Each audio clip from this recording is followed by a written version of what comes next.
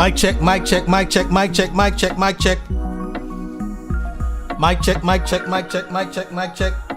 Roping people, roping. Mic check, mic check, mic check, 1, 2, 3, mic check, 1, 2. You know it go. Oh, jeez. My God! My God! Yeah, man. Roping my peeps, roping my peeps, roping my peeps. You already know, man. Come on.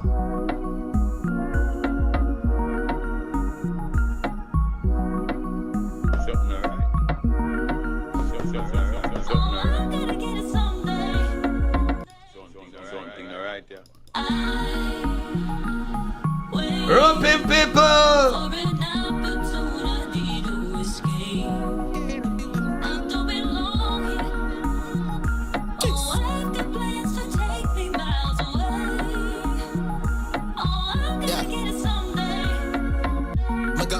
Things I'm a trampos. Me no need nothing from you. And if you hear something different, somebody must give you the wrong news. The Benz off the park side of the Land Cruise. Good body girl, welcome, thank you. You know see me lifestyle impromptu. Me get me thing them brand new. Man keeping it real, I'm not just run my mouth. Well, militant can't take me for no Boy Scout. I'ma try through life, I'ma keep on the money route. Knowledge what them a talk about. Yo, me have to rich forever and ever and ever. Tell them I pray for rich forever and ever and ever. Search for better, rich forever and ever and ever. Go for the cheddar, rich forever and ever and ever, ever and ever. Enough man born poor and them die poor. Unsure what them I live them life for. Me can't see myself forever in a corner store. Me see myself at tour relaxing on Bahamas shore. Paying for every clothes that my mama wore.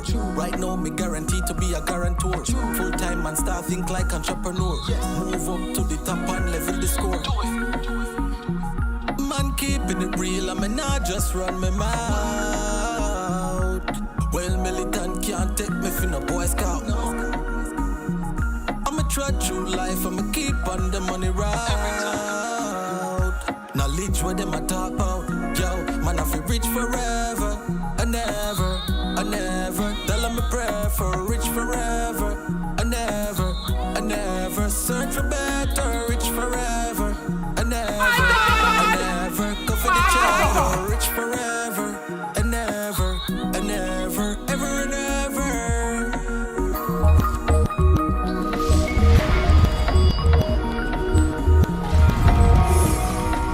Ever and ever.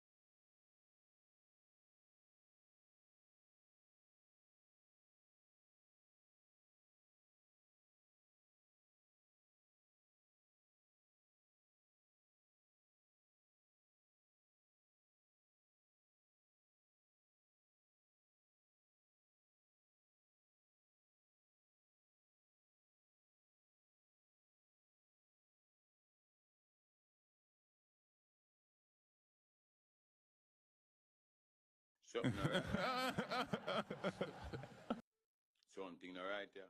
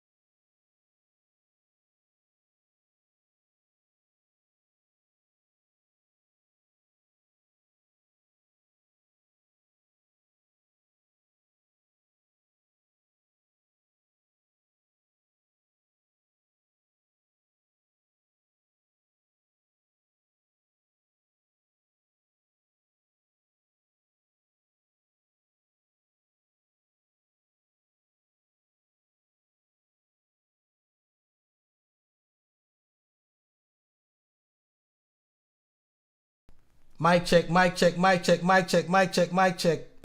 Mic check, mic check, mic check.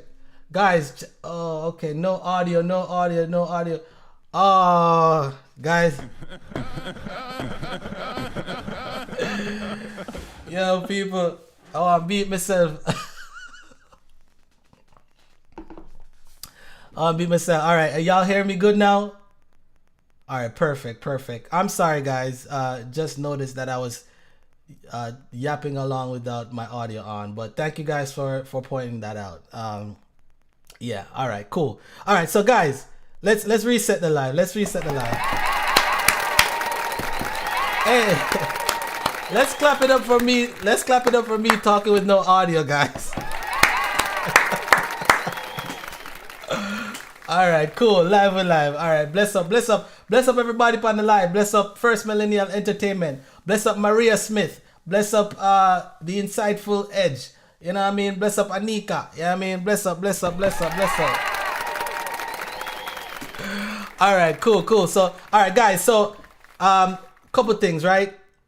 I want to say thank you to everybody that tuned in to the live from last week regarding the topic about music promotion and you know, the change in consumer behavior or the way a consumer listens music that changed the way how we promote, and you know, it definitely changed the way how radio is seen. And as far as revenue, I think that might affect the revenue of radio as well. So if you haven't already checked out that topic, definitely go ahead and check it out. It's called The Evolution of Music Promotion, redefining the role of radio. All right, it's cool. So today's topic, however, is about navigating perceptions.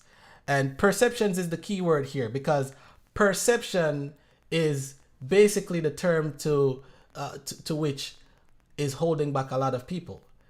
Because you'll probably not do certain things that you would want to do or that you think that might uplift you in life because of a certain perception about it. You know, certain people won't go do a janitor job or whatever it is because they feel like, oh, well, you know, this, you know, if somebody sees me doing a janitor job, then, you know what I mean, then that's something to be ashamed about, you know, and things of that nature, and a lot of different things. So perception is a key word. Now, here's the full description of the topic: navigating perceptions, the dichotomy between employment and entrepreneurship in African American communities.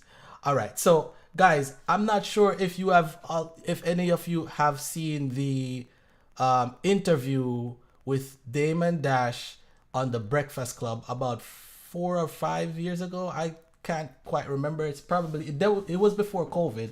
It's probably like 4, 5, 6 years ago.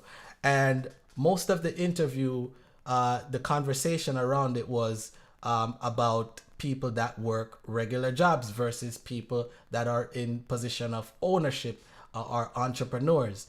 And Damon Dash, his argument was that if you work a job, or if you work for someone in any capacity, then that person, or that your boss, is your master and you're a slave to your boss, as well as your boss is technically your daddy, basically.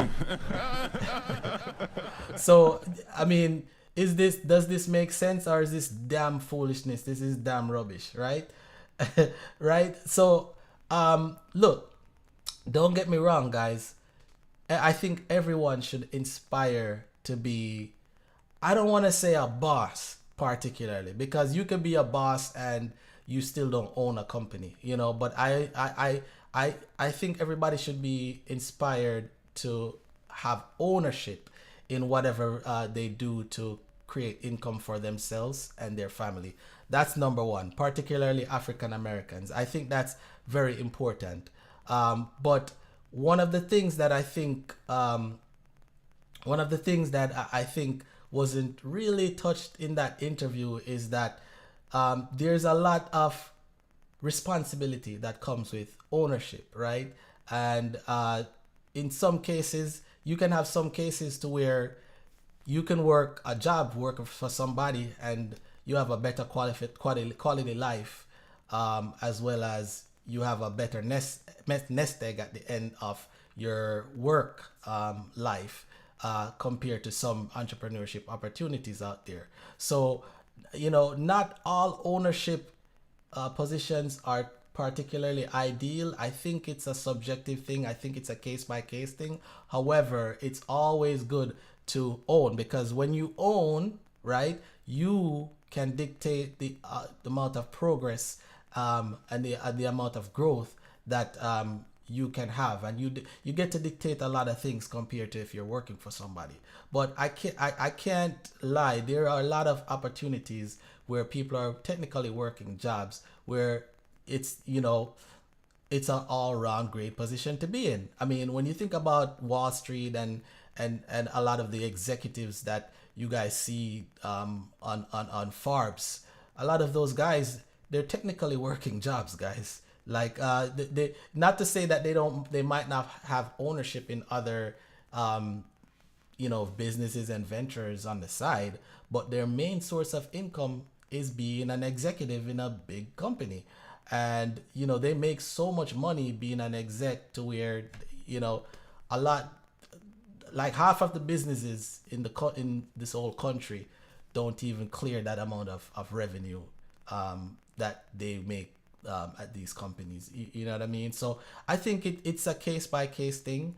I don't think you should be deadlocked on, okay, I have to own a business. I think that the approach could be, okay, well, you could start somewhere, you know, you could start working for someone first. You can learn in the work, you can learn that field, and then whatever you learn from that field working for somebody, you can take it and create your own opportunity, your own ownership opportunity, and then progress from there. So I think the way how Damon Dash put it, I think a lot of people will take that argument and they will put the cart before the horse. They will try to jump steps, you know. And in life, you should never try to jump steps. You know, you should always respect the process. And not to say that you're supposed to stay at a job for many years and not do better for yourself or try to own, but sometimes you have to respect the step and respect the level that you have to pass to get to that destination. So that's what this topic is about, guys. Today we're here to talk about employment versus entrepreneurship. We want to talk about the advantages and the disadvantages of employment. We want to talk about the advantages and the disadvantages of entrepreneurship. And yeah, we definitely want to talk about it, particularly in the African American community, but not segregating it, you know, or talking about it in general. But the reason why I said the African American community is because ever since that interview with Dame Dash, I've been seeing a lot of this conversation more to where a lot of people, they talk as if they despise having a job. And then some of these people are the same ones that they will glorify doing illegal acts to make money. And in fact, they will look at certain illegal acts as if it's actually an entrepreneurship activity, you know what I mean? Which I think that's dangerous. You know, I think we should encourage people going out and going in the workforce. However, we should also encourage them to take what they can from the experience that they gather from the workforce that they can use and create their own entrepreneurship and their own businesses and flourish, versus having to start from scratch all the time and trying to learn from the ground up. Because I'd say, for example, in a business like, let's say a business like accounting, fresh out of school, you got all your qualifications. Let's say you got up to a CPA or ACCA if you're in the English colonies or whatever. Fresh out of school, it's not going to be easy to get clients, you know, because clients want to know that you have certain level of experience before they give you their books, let alone give you their taxes to file at the end of the year. So I say that to say in a lot of professions, particularly in accounting, especially as well as lawyers in the legal field, doctors, and a lot more professions, most professionals, they must go in the working world and actually work for somebody first, gather the proper experience, gather the appropriate knowledge, so that they can take that and eventually blossom it into their own business. And then when they start their own business, they'll be going into their own business with all this, you know, basically plethora of information and experience that they have gathered to help their clients, you know. So that's something to think about. All right, so all right, without further ado, guys, let me go ahead and get into the slide, and then I'm gonna have my caller come on, that's gonna join me, Carlos. So all right, let's get into the topic. All right, so as you can see, guys, here's the name of the topic: navigating perceptions, the dichotomy between employment and entrepreneurship in African American communities. All right, as you can see, guys, that's Dame Dash right there. Very popular businessman, notably from the Rockefeller era. He was part owner in the company with Jay-Z, Rockefeller, before they parted. He was the one that brought the argument to say that if you work for an employer, that employer is your daddy or your mommy. You understand?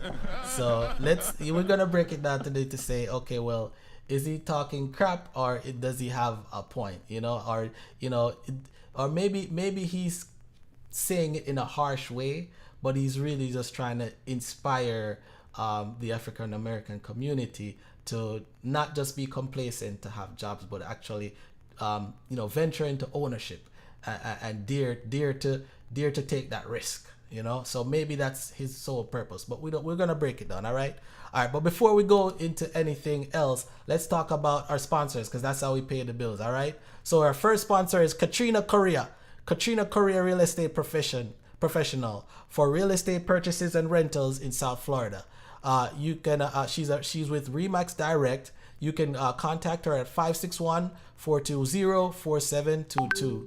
Her email address is katrina@thejphomegroup.com, and the website is katrinakorea.remax.com. Guys, there was a Hometown Heroes Florida program that was going on. It was effective July 1st, 2023. I'm not sure if it's still available, but all Florida working residents now are now eligible to receive up to $35,000 down payment and closing cost assistance to buy a home. So I'm not sure if that program has already ended. There was an opportunity to reserve it. I actually had been advertising this for months now. So if you never got an opportunity to jump in on it and it's gone, then I'm sorry, I don't know what to tell you. But if you're still looking for a property to rent, or a property to buy for a home, or for residential or commercial, if you're looking for raw land to buy, you can contact Katrina Korea, real estate professional. All right, guys. Our next sponsor is Millennials Trucking LLC. Millennials Trucking for local and long distance shipping throughout the state of Georgia. Their website is millennialstruckingllc.com. Guys, if you're looking for someone to haul anything, whether it be for residential or commercial, whether you're just trying to move some stuff from your house, some heavy stuff, definitely contact millennialstruckingllc.com. They're a very good company, registered, all the paperwork's properly right, insured, and everything like that. Your goods are safe with them. They do short hauls as well as long hauls. So if you're interested, go ahead and contact them at millennialstruckingllc.com. Somebody will get back to you and they'll get your stuff moving. All right, people. Our next sponsor is White Eagle Electric Inc. South Florida Services, commercial, residential, and industrial lighting, home, automation, high voltage, low voltage, data, fire alarm, video distribution, surveillance system, POE, phone systems, and more. Contact Project Manager Norman at 561-693-7227 or contact Lloyd at 561-541-1185. Guys, if you're looking for someone to hang a chandelier, contact White Eagle Electric Inc. If you're looking for someone to hang a ceiling fan, contact White Eagle Electric Inc. If you're looking for someone to run wires through your walls, no, contact White Eagle Electric Inc. Guys, really great electricians in South Florida area. All right. Our next sponsor is the Loydersville Citizens Association. In August, they presented a really good talent show where they had performance by the likes of Rooksy, Terry Butler, Darren, Hierems, Access, and many more. They also had Lyrical Nada perform. It was a great event, and they sold food tickets. They had curry, I think they had curry goat, they had jerk chicken, jerk pork, fried fish. They had a bunch of food, and it was a great event. And it's to it's to raise money towards a treat that they're planning. Hopefully, it should happen in December. So as soon as I get it, I'll definitely go out and start advertising it on here. But I haven't got the date yet. However, if you guys are interested to contribute or to be a part of this association, you can find them on Facebook. It's the Loydersville Citizens Association. You can search on Facebook and definitely add them as a friend. Reach out to them. Let them know that you want to help. Let them know that you want to contribute. All right, guys. Our next sponsor is Island Buzz Restaurant for great tasting Jamaican food in Delray. Their website is their address is 1701 West Atlantic Ave. Phone number 561-634-5980. Email islandbuzzjg@gmail.com. Our website, Island Buzz Caribbean Cuisine. The Instagram is island_buzzjg and Facebook is Island Buzz. Okay, guys, they have lunch special as low as $9 per plate. $9, that's a good price, man. Because Jamaican food is expensive. I don't know if you guys know, but Jamaican food is expensive, guys, in America, particularly in the South Florida area. So their lunch specials include brown stew chicken, jerk chicken, or curried chicken with a side of rice and peas and a canned soda. You can't beat it. They have various types of drinks, fruit juice, canned sodas, all kind of stuff. They also have good appetizers such as wings. They have barbecue wings with fries, fried wings with fries, jerk wings with fries, and spicy wings with fries. They also have chicken Caesar wrap, jerk chicken wrap, and chicken tender with fries for the kiddies, because you know they're picky with the eating, all right? So definitely check out Island Buzz Restaurant for great tasting Jamaican food in Delray Beach, South Florida, guys. Check them out. All right, so let's get into the topic, guys. So navigating perceptions, the dichotomy between employment and entrepreneurship in African American communities. Right. The discourse surrounding employment versus entrepreneurship within the African American communities is multifaceted, entwined with historical, cultural, and socioeconomic threats. While not a universal sentiment, there's a prevalent notion that owning a business is more commendable than working a job. This perception stems from various factors, including aspirations for financial independence, the desire for self-determination, and a legacy of resilience in the face of systematic barriers. So yeah, definitely introduction to this topic starts off strong. That's one of the main reasons why I would say Dame Dash encourages this, because, over the years, guys, in America particularly, it's more of a racial thing to where people were, over the years, people were denied opportunities to work certain type of jobs, so they weren't able to, get employment. And, that forced a lot of African Americans over the years to get into entrepreneurship, because if nobody's trying to hire you, then you might as well try to, do something, find a hustle, start a business for yourself. And that's how a lot of small businesses started, and how they had Black Wall Street and a lot of black businesses back in the day. So, when that kind of changed and employment kind of freed up and black people were able to work, more jobs, and not just for janitorial and things like that, I think a lot more people probably didn't really think about entrepreneurship that much, because, a lot of them were doing entrepreneurship and having businesses. But then again, not all these businesses were very successful or even paying as much as, a job that they could get, because it all depends on the type of business that you have, there's businesses that are making $1 million a year, but there's businesses that are barely crushing $12,000, so it all depends on what it is, right? So I think one of the main words in here is legacy and resilience in the face of systematic barriers, that I think is definitely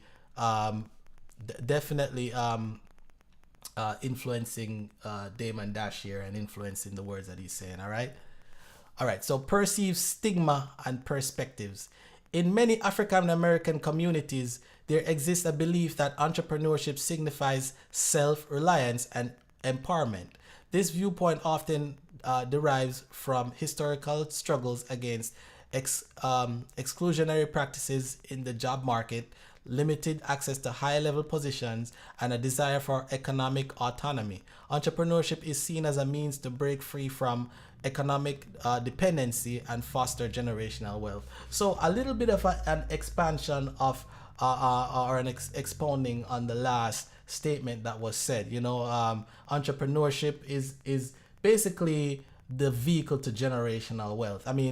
Let's keep it real, guys. Working a job, or even whether it be a regular job or a career job, you can make a lot of money, and you could set up yourself with a great amount of nest egg, or a great amount of cash or investments, or things of value, to where you can basically leapboard that into an entrepreneurship activity.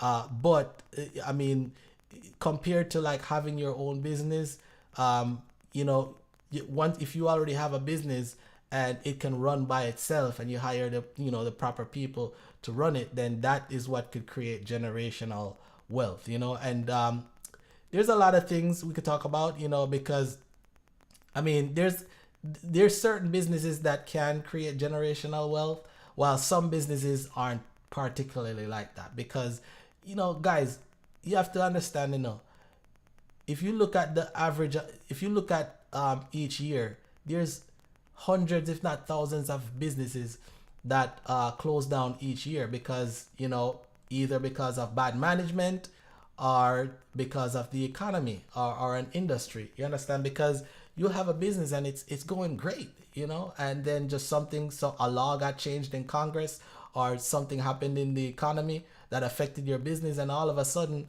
your business is down the drain. It's no longer valued anything because it's disrupted, and you may have hundreds of employees. So anything can happen, guys. You never know, even with a business. So it's a good way to set up generational wealth. But even having a business, I wouldn't say it guarantees generational wealth. I wouldn't say that. It depends on the business, and it depends on how long it's being ran, and the things that are set up for the future, and stuff like that. And also with business, when you have a business, you have to also diversify and have plans, contingency plans, because the particular revenue stream that you normally would have in the business is not guaranteed that it'll continue to keep going. So you have to think about, okay, how can I expand my revenue streams? How can I get into other things? So just whenever one thing slows down, I have this to fall back on. So business is not easy. It's a lot of thinking, and you got to think ahead, and you got to play chess, because you have to think 10 steps ahead, because there's so many things that affects business that are internal, that have to do with you and your employees, and your direct consumers, as well as your direct vendors, as well as there's things that are external, which are laws, legislation, and the economy.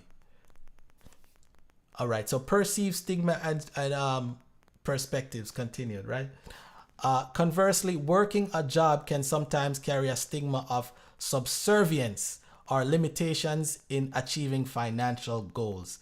This perception isn't universal, but can be linked to a desire for autonomy and control over one's destiny, which entrepreneurship seems to offer more readily. I agree 100%. Now, working a job, not all jobs are good, guys.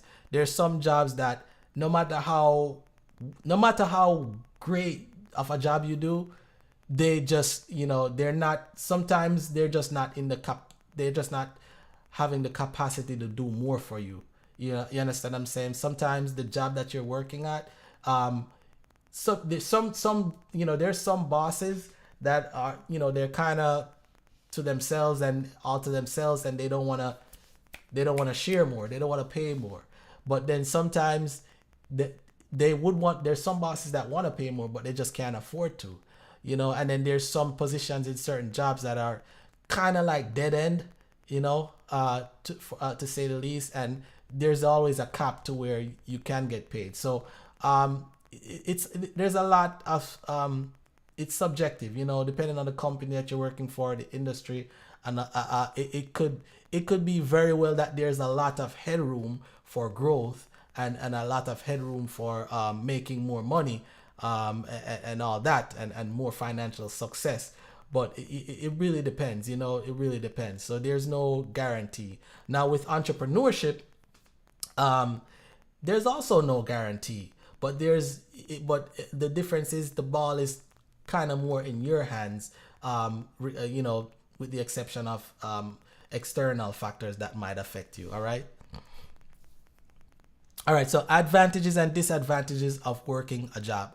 Working a job provides stability, predictable income, and access to benefits like healthcare and retirement plans.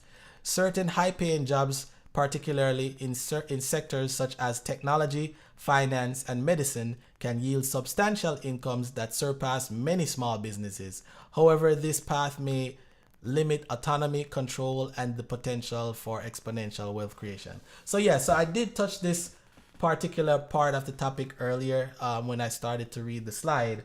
And there's some high-paying jobs that, you can make way more money in your lifetime or in a few years than you would make in a whole lifetime with some businesses. For case in point, someone could be working a job that pays, let's say, $400,000 a year, and that could be a job in finance, that could be a job in the legal industry, that could be a job in the healthcare industry, while there's businesses that are struggling to make $50,000 in revenue per year. You understand? So the contrast, it's, when you look at it that way, that person has ownership in their business, but how much is their business valued? Somebody could probably just come and take their business off of them for $100,000 or less, and that's all they're valued. While that person making 400,000 a year could work for 5 years. Let's say work 10 years of his career or her career and pull in $4 million. You understand? So it all depends. And then that $4 million, if they take it and use it properly, they could use it and basically springboard it into a great business if they have the idea to springboard it into there. So it could be a great way to collect money and cash to start your own business by starting as far as working for somebody. So yeah, just something interesting to take note of, All right, so advantages and disadvantages of owning a business. Owning a business allows for autonomy, which is great, right? Creativity, which is also amazing, and the potential for considerable financial success. It offers the opportunity to build generational wealth and contribute to the community's economic growth. However, it involves inherent risks, financial uncertainties, and a considerable time investment before reaping substantial profits. Moreover, the failure rate for new businesses is high, underscoring the challenges inherent in entrepreneurship. And I think people don't talk about this enough, the failure rate. And I brought it up earlier. There's a lot of businesses that fail every single year. At this moment, there's businesses that are failing, and then the inherent risks, the uncertainties, and the amount of time that you have to put into the business before it even gets to a point to where it's profitable. Because you could put so much time into a business, right, just to get it to a certain point, and then there's one legislation, right? One legislation that changes, and or one bad thing that happens in the economy, like let's say COVID that happened. You know how many restaurants got closed down when COVID happened, right? And then there's a lot of those people that owned restaurants that ended up having to work a regular job again, because a lot of these people are people that actually probably used to be in the working world. They saved up their money and they opened their restaurant. They started to run their business. Then COVID came and take it out, So, there's a lot of risk, and people have to think about that risk whenever they're running a business, And this is not to discourage people from running a business. I just want to make sure people know what they're getting themselves into so that they can be prepared and they don't fail. Because the worst thing you want to do is going into a business, your own business, just off the pride and not going in with a proper plan and contingency plan for whenever things go bad. You understand? All right. So work life flexibility. Small business versus employment. Small business owners often have more control over their schedules and the ability to shape their work-life balance compared to traditional employment positions. However, this flexibility comes with the trade-off of potentially working longer hours, assuming greater responsibilities, and navigating a constant need to ensure the business's success. So yeah, with regard to work-life balance, guys, really, like, there's jobs that I see with more work-life balance than somebody that owns a small business. Because you take, for instance, somebody that owns like a small restaurant, right? Somebody that owns, and I hate to bring up a restaurant again, but I guess that's the example I have off the top of my brain right now, right? You run a restaurant, okay, you hire somebody to be in the restaurant to handle the money as far as the cash register, right? And clean the tables, things like that, right? Maybe you have a waiter or two, who knows, maybe not. You're definitely gonna need a chef or a couple of chefs to run shifts right throughout, so the business can open every day, right? So technically, as an owner, you technically don't have to be there all the time, but a lot of the times, those owners, people that own restaurants, are, most situations, they're directly involved in there, at least from my knowledge. If not, they have a manager that they hire, right? And to hire a manager for a restaurant, you got to pay big bucks. It's, depending on the type of restaurant, it could run you up to six figures to hire a manager to manage your restaurant, because that's a lot of work and it's a lot to deal with. And even when you have a manager, the person that owns the restaurant is gonna always want to be the one signing the checks, basically, and making the important financial transactions, or approving the important financial transactions. Now, if you have a business that's running every day, and you have to actually be there to sign checks or things like that, or let's say you can sign them remotely, at the end of the day, you might be on vacation, but you still have to work, because at the end of the day, you still have to stop and go on a computer or go on a phone or whatever you have to do and keep working. So when you have a business, you cannot take your mind off of it. You just can't.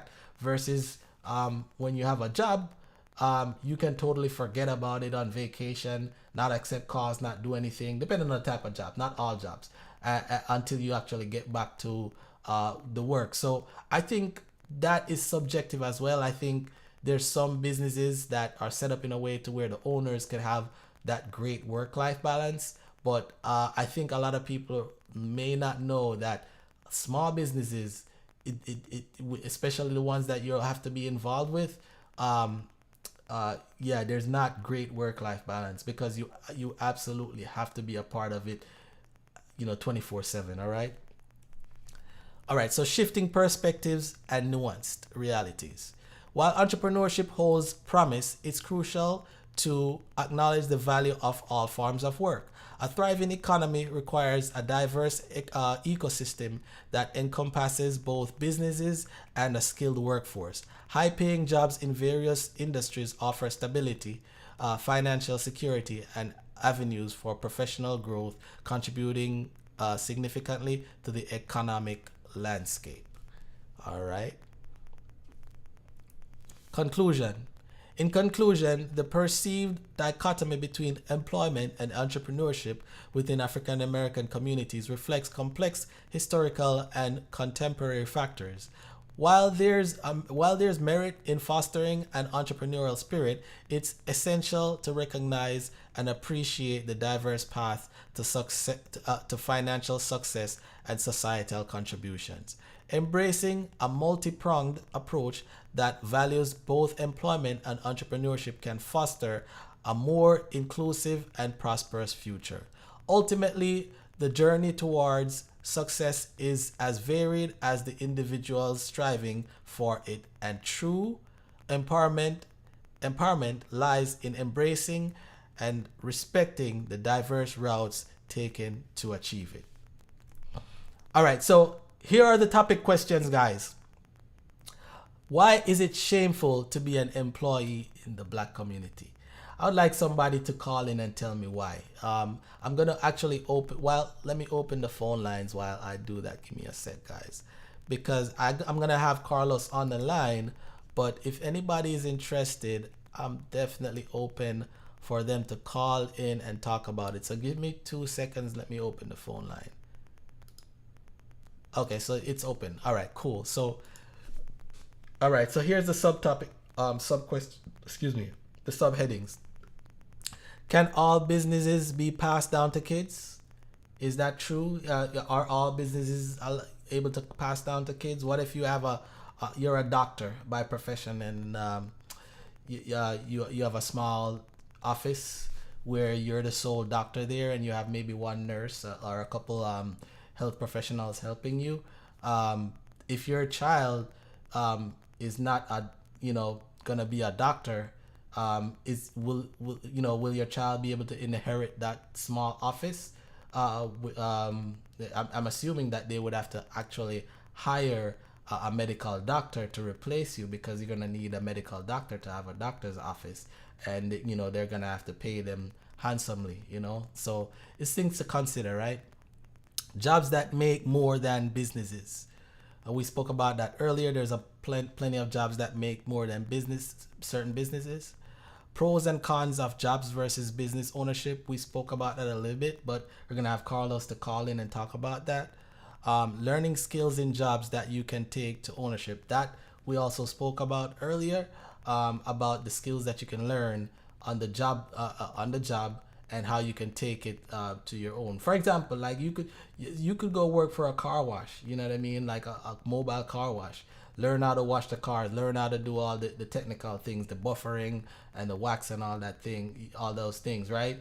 And then once you learn the game, you know, you can go ahead and get a loan from the bank or save your money up and, you know, buy your own gears, your own equipment, and then start your own business. Now, would you have known that if you went straight into the game without that knowledge, how to wash cars properly or to do the detailing properly?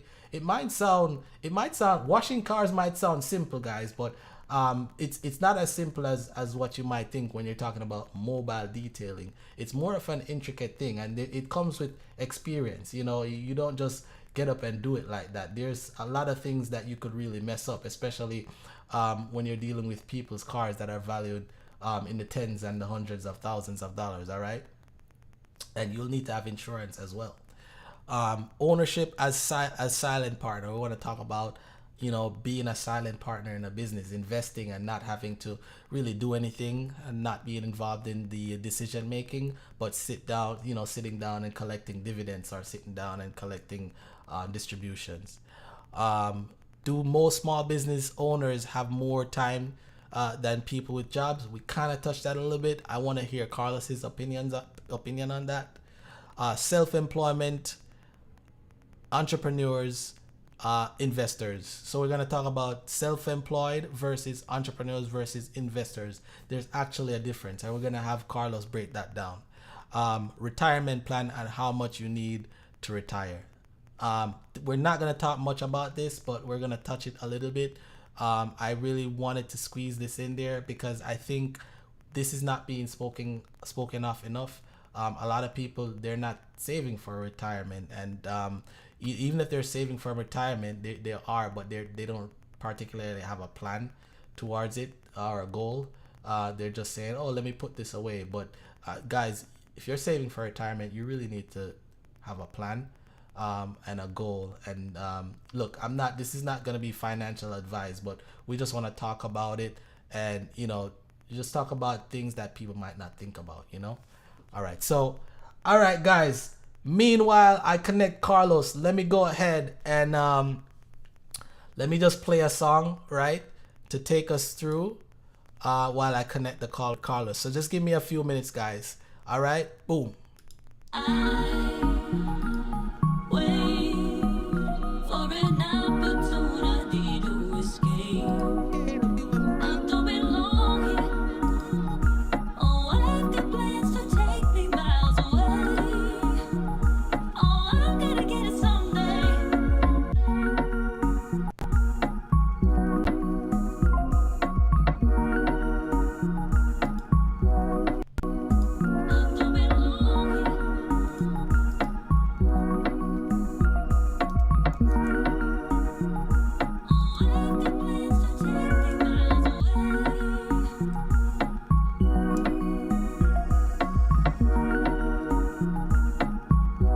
Carlos, click the link, yo.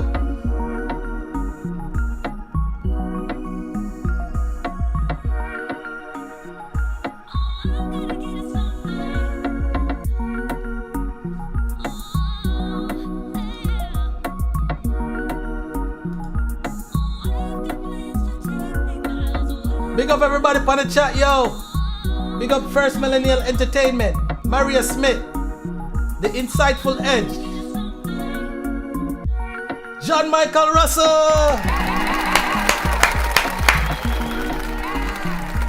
Bless up, bless up, bless up, bless up, bless up, bless up, y'all.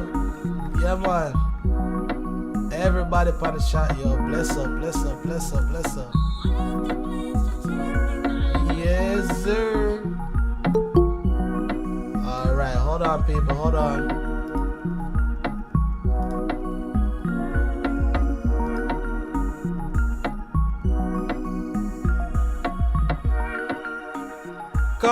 Oh, wait.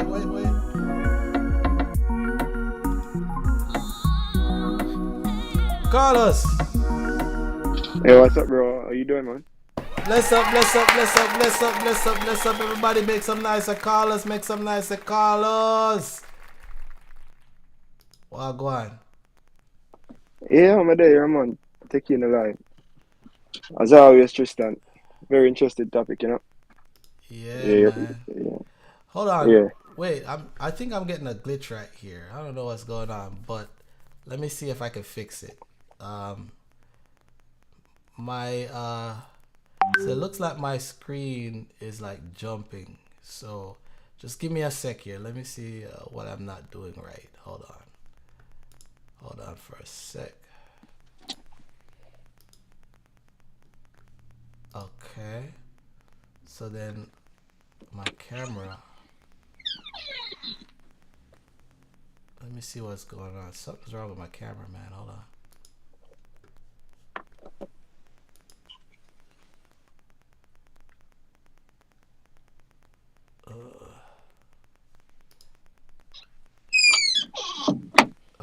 Let me turn my camera off and on. Maybe that's what it is. Oh, I think that's not working either.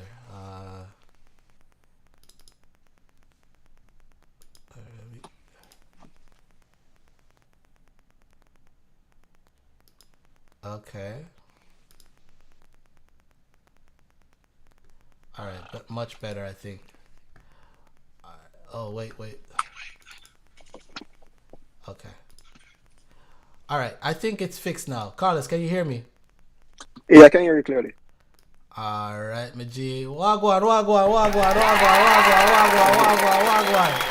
Yeah, we're there, Tristan, man. There, man, I take you in the line. You know, it got very interesting topic. I was gonna say, you have covered it all in to a large extent, bro.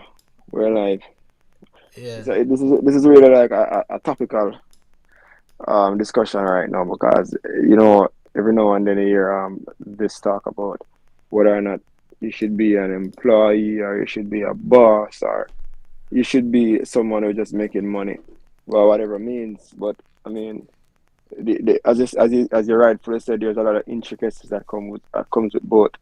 I mean, I can only imagine that the cons might be heavier on one aspect versus the other. So I guess why that's the reason why you're actually looking into this topic right now because being an employee it has risk as well as being an entrepreneur. Right. Also has its risk. So I guess your intention right now is to find out which one is really the better route to take in terms of securing your retirement for the future.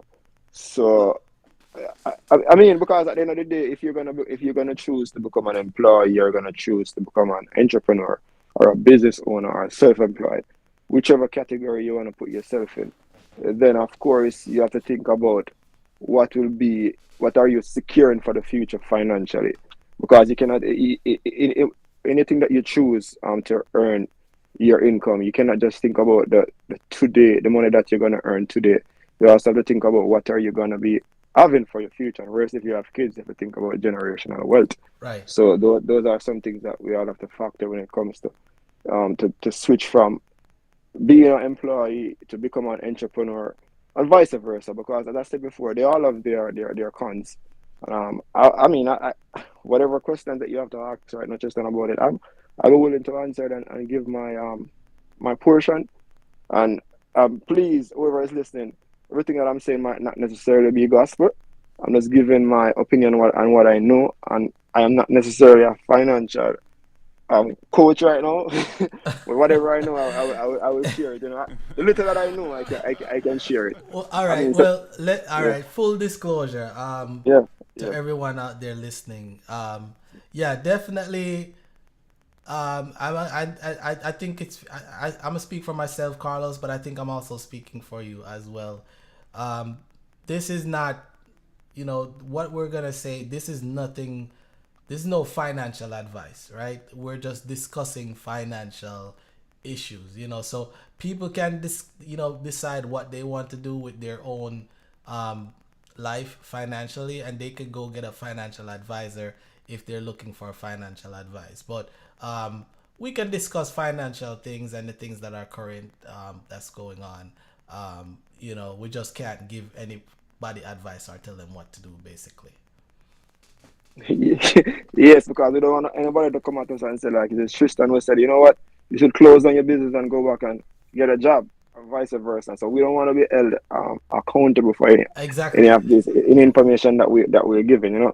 We're just giving things, provide information based on the opinion on what we know. So, and hopefully, whatever information that we're providing right now, I mean, you can use it usefully to either seek more information, or you can of course have a discussion with us, whether it be in the comments, or you can call Tristan as well. I mean, we can discuss more. I think more than anything, I would like to see people make decisions based on careful analysis versus making decisions based on emotion and perceptions. You understand what I'm saying? Because Carlos, did you see that video with Dame and Dash on Breakfast, the Breakfast Club? I'm gonna be honest with you, I didn't watch that video. I already mentioned it during in your discussion. I didn't watch that video though, but I kind of hear about it because I don't want to say I listen to it because I just never get a chance to listen watch that video any at all. Though. I mean, but you can share whatever you learn. I can piggyback off whatever you say. So Yeah. basically, Damon Dash says if you have a boss, then that man is your daddy, basically, or that woman is your mommy. If you have a boss, Yes. basically, and it's basically putting down the people that are working jobs. I mean, there's no other way I could put it. I mean, that's what it came off as. I don't know if that was what was intended, but that's how it came off, in my opinion, as if it's like a degrading. Like, I mean, how, you're not doing any good for yourself by working for somebody else, and basically you're saying that whoever you work for is your master, and you have to do anything that they have to tell you and stuff like that. So I mean, is he making a point here, or is that invalid? All right. You know what? I mean, I think everyone can speak based on their situation, and maybe in Damon Dash situation, he's speaking based on the experience that he had. So I mean, I guess it's okay for him to make a comment like that broadly. But if he was thinking about everyone else who's in a different situation, a different scenario, then it's different for them because if I grew up all my life, right, about and that's the means by which I'm earning my income, right, Right. and it's doing everything for it's paying my bills, it's taking care of my kids, it's taking care of my families, and it's securing my retirement, right? Then that's the only thing that I know. You know what I'm saying? So while on the other hand though, you grew up all your life and you know about owning a, Your you your see your voice your family. voice your voice is going in and out. I need you to stabilize that, Carlos. 1 minute, 1 minute. Sorry, I think it's my headphone. Sorry. Let me change this. Give me a minute, please. Um, Give him a second, guys. Give him a second.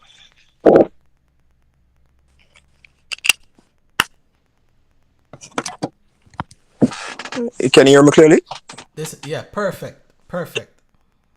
Yeah, yeah. I had to remove my headphones. So what I was saying, if you grow up right and you know about I see your family running a business, and that's the only thing that you're gonna be so accustomed to the idea of running a business. So you eventually grow up with that ideology that running a business is the perfect thing to do.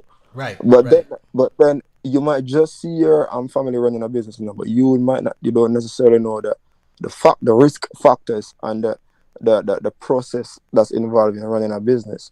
So when you grow up now and think that you can take this business and continue with it for the foreseeable future, you might realize that you're facing a lot of hassles because running a business is a system, It's a system in which you have to run it so that you are taking care of the business expense, you are taking care of employees. If they are employees for that business, you have to ensure that you have everything well polished and crystal clear.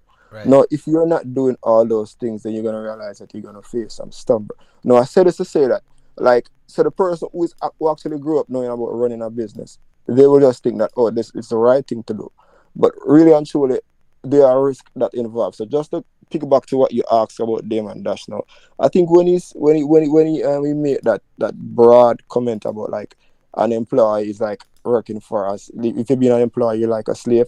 I think that he needs to probably need to individualize that or need to speak to like a specific group Because if you're gonna say that broadly, then you're looking at it as though as if someone who is working a job is that doesn't make any sense. But if it is taking care of you and your family, then it cannot be something that you're doing stupid. Because on the other hand, someone who owns a business can be going through a lot of a lot of tough times. I'm telling you this because and I can speak from a place of experience. A lot of Right. people that are running business, they don't talk about the nuances that they have to face. They don't talk about the intricacies also because running a business it comes with a lot of headache. It comes with a lot of stress. It means that you have to ensure that everything is going accurate in that business because the moment you take your eyes off your numbers, take your eyes off the operation of the business, I'm telling you this, you can be going into a pitfall very soon. So Right. it is not totally correct to say you work for someone that you're a slave. You're a slave. You know what I'm saying? Because if it's taking care of you, it's probably the best part for you to take. On the other hand, if it is not taking care of you though, and you think that whatever money that you're earning from your job is, if you like, when you work, you cannot take care of your expense, and you think of a way that you can formulate a business idea, and that business idea now that you created becomes a system that is doing better than your job, then and you think that it's the best time for you to switch from your job to become a business owner, then of course you could go for that because it will do it for you. But then though, there always have to be contingency measures in place because not because you might switch from being an employee to become a business owner mean that if everything will continue to be the same for the next 30 years because you know it is in this economic times everything does not always be the same. We have seen from the Great Depression, we have seen COVID, and we have seen a lot of economic issues Right. that prevents a business from continuing. And by the way, they have said that like a lot of business, once a business go over 5 years, then it's actually a good sign because most business they fail within the first year. A lot of businesses, so a lot of people don't talk about these things. Right? It is Right. not a bad idea to be an employee. I tell you this: if you want to be if you want to be a business owner, right? I would recommend if you have your job, keep your job. Whether it be like you have a skill, keep that job. Try to invest some time into learning more about the business that you want to invest in. Then you make an investment. If you can keep your job and also have your business, that's a good thing. Because I Yeah. tell you what, it's good. That's also like that seems like that's almost like you're diversifying right there. Because if one thing don't work, at least you know that you have something that can back you. Because Right. the moment you say to yourself, that, you know what, I'm gonna stop work and open a business.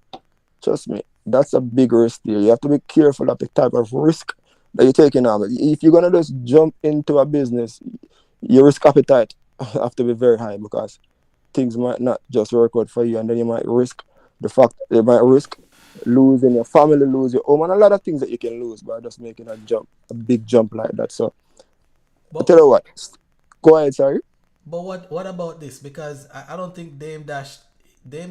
I mean, I'm sure he's a guy that he's familiar with the financial world, but I mean, particularly, I mean, he's a businessman, he's an entrepreneur, but he's not a finance. He's not a financial advisor or anybody that's in the weeds of these things. But I mean, what he didn't bring up is that there's you don't have to have an actual establishment to where you can actually go there physically and bossing people around telling them what to do. You can just invest the money that you have into some type of business for part ownership, particularly as a silent partner or whatever, and just basically sit back and watch your money, your value of the business grow, as well as you can get dividends from it as well. So I don't think. What about that part of it? There's many people that they have jobs, but at the same time, their investment has grown to a point to where it's bringing in more revenue than the money that their job is paying them. Yeah, of course. So of course, because I think and again, Tristan, a lot of time when people talk about making money apart from being an employee, they have to look at it that there are many different ways that you can make money. It's either that you can get a job, you can be self-employed, you're gonna own a business, or you're gonna invest. So there's actually like almost like four different categories there. And you can, as you rightfully said, you can be a silent partner into a business, of course, because you can invest in a business, you don't have anything to do with the operation of that business. You just invest your little money, and whoever is the general partner, whoever is managing that business, they manage that entity. and then you probably you go to the meeting whenever it's time to make some board meeting whenever it's time for decision making or whatever it might be. But Right. you're not really involved. So that's of course an option. But if you are gonna tell someone that you know what you should do, just go ahead and start a business. A lot of times, most people that start a business, they're not even a business owner. They're a self-employed person. A self-employed person is really someone who Let's talk they about are. that. The self-employed person is someone that they are actually the business. In other words, say you, Tristan, you start a potty shop. Popular, you start a potty shop, right? And you are the only one who's running that potty shop, meaning that you cannot go anywhere. You are there selling in that potty shop. You are the one who is buying. You are selling everything. So you are in a sense like they call it sometimes. They say like you're basically a slave to your enterprise because you are the Right. only one who have to do everything for that entity. Right. The more if you are gonna go to take a break, that potty shop has to be closed. You get what I'm saying? So Right. you are the business. So a lot of times when it's sometimes moving from an employee to self-employed is like it's like you're creating another job.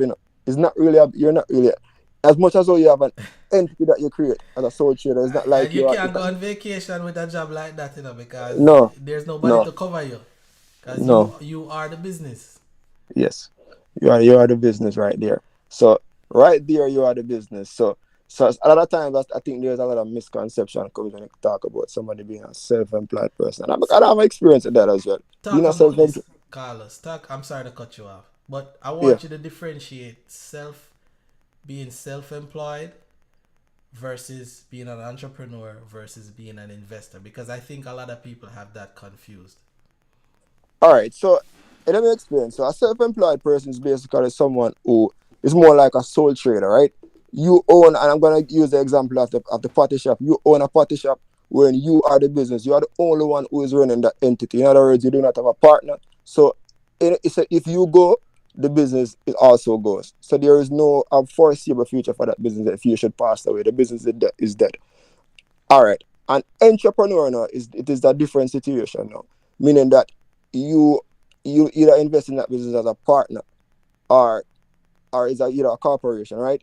And the system is set up in such a way wherein like you have different departments. So you're not the one who is taking care of sales and you are buying and you are selling and all these things. You have different departments that takes care of itself. And this can either be a digital or it could either be a brick and mortar business. There are different systems in place to run that business, right? So if you should go on a vacation as a business, as the owner of that business can still continue wherever you are in this world as long as you have the proper system in place to get that business running continually.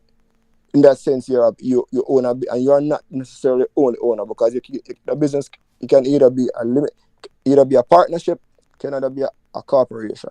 But there are more than one person, and there's more different departments to that business. You're an investor now. Investor is a different situation where you have decided, you know what, I also want to have a portion of a business and I don't necessarily have to be involved in the operation of that business. So you're either gonna be like a limited partner, right? So it could be a case you say, all right, I know Tristan is gonna create like a fund, for example, right? A fund, and you say that you know what, I'm gonna invest 30,000 in that fund that he's creating, and you know what, over a period of time, so the next 5 years, I'm gonna get returns, compound. I'm gonna get compound interest return from that. Say I get like for the next 10 years, I'm getting my returns. And granted, you're not really involved in the operation of that business. You're just getting your returns. You might go to you might go to meetings, and it doesn't have to be like in person. You can go to the meetings and see whatever decision they're gonna make, especially when they have like earnings card. You could invest in like Apple or whichever big company you buy stock into a company, or they call it you buy shares. So that's and you also own a piece of a business. A lot of people don't know that. A lot of time when people invest and buy shares in a business, you're also a owner. You own a portion of the business. So any decision that's going to be made, you will receive a letter which will inform you that you know what, we're going to have a earnings call meeting, and you can be a part of that meeting because and you can see whatever is going to go on for the business, whatever profit the business earn or whatever. You also get information on that. So that's true. And as I made the distinction a while ago, a self-employed business owner and a investor. So that's just three ways in which you can earn money from a business. And trust me, being an investor is probably one of the most least stress way of investing in a business, whether you like it or not. Trust me. That's a Yeah, fact. yeah, Being an yeah. investor is Yeah. probably the most favorable one, in my opinion. And look, I'm not against being self-employed. I really don't intend to be self-employed. I just, I mean, I've been there before, but um, that's not the ultimate game for me. I don't want to have to be able to be the business all the time. You understand what I'm saying? Um, Entrepreneurship, or to be, that's more of my type of thing. But it's still not very passive. You understand what I'm saying? You still have to be involved with it. So you're still gonna have some headaches and stuff throughout, the process of it. However, however, to be an investor, which currently I am an investor in different things. I find that to be a lot less stressful, like you're saying. There's a lot of ins and outs that go on that people are stressing about. People are being employed to stress about those things on a regular basis. I don't have to stress about that. I'm just worried about if we had a good year or not, basically. And once we have a good year, then that's the greatest thing. We're gonna have bad years sometimes, but as long as we're having good years, um, more than bad years, yeah, over a certain period of time, then that's the most important thing, because then I know that there's gonna be growth. Um, you know, so I think investor being an investor is favorable. However, entrepreneur is right up there, because once you find a particular business and idea and you got it flowing and you got it running, I mean, sky's the limit. You can make a fortune, basically. You can make a fortune, and that's one of the things that I never want to discourage people from being business minded, and owning a business, and trying to go out there and be self-reliant. That's not the point of this topic here. The point of this topic here is, I want people to know that it's okay to have a job. It's okay to have a career, because it's your current situation right now, but it doesn't mean that that's your destination. You understand what I'm saying? You got to use whatever you have right now as a vehicle to get to your destination. And you always have to have that in the back of your mind. And don't limit yourself, and deprive yourself of an opportunity because of perception. And that's why I think that the thing that Damon Dash said on that interview, I think it's coming from a good place, but the way how it was presented is very dangerous. You understand? Because a lot of people that are impressionate minds, they really interpreted that wrongly. All right, Tristan, and just to add to what you just said a while ago, Tristan, I just want to let it be known that being a self-employed person, being an entrepreneur, and being an investor, all those comes with risk. So at the end of the day, anything, if you decide that you want to take any one of those paths, it all depends on your risk appetite. So I recommend anyone that recommend anyone that, it's best to take calculative risk if you're gonna be an self-employed person, if you're gonna be an entrepreneur, if you're gonna be an investor, because at the end of the day, you could invest into a company by buying shares. The market goes bad for an entire year, and if you put all your money into that investment, then tell you what, you are gonna be facing. It's not like you're losing, because the only time you actually lose and invest in a company is when you sell. When they sell, yeah. When you sell, at the end of the day, you might be having unrealized loss.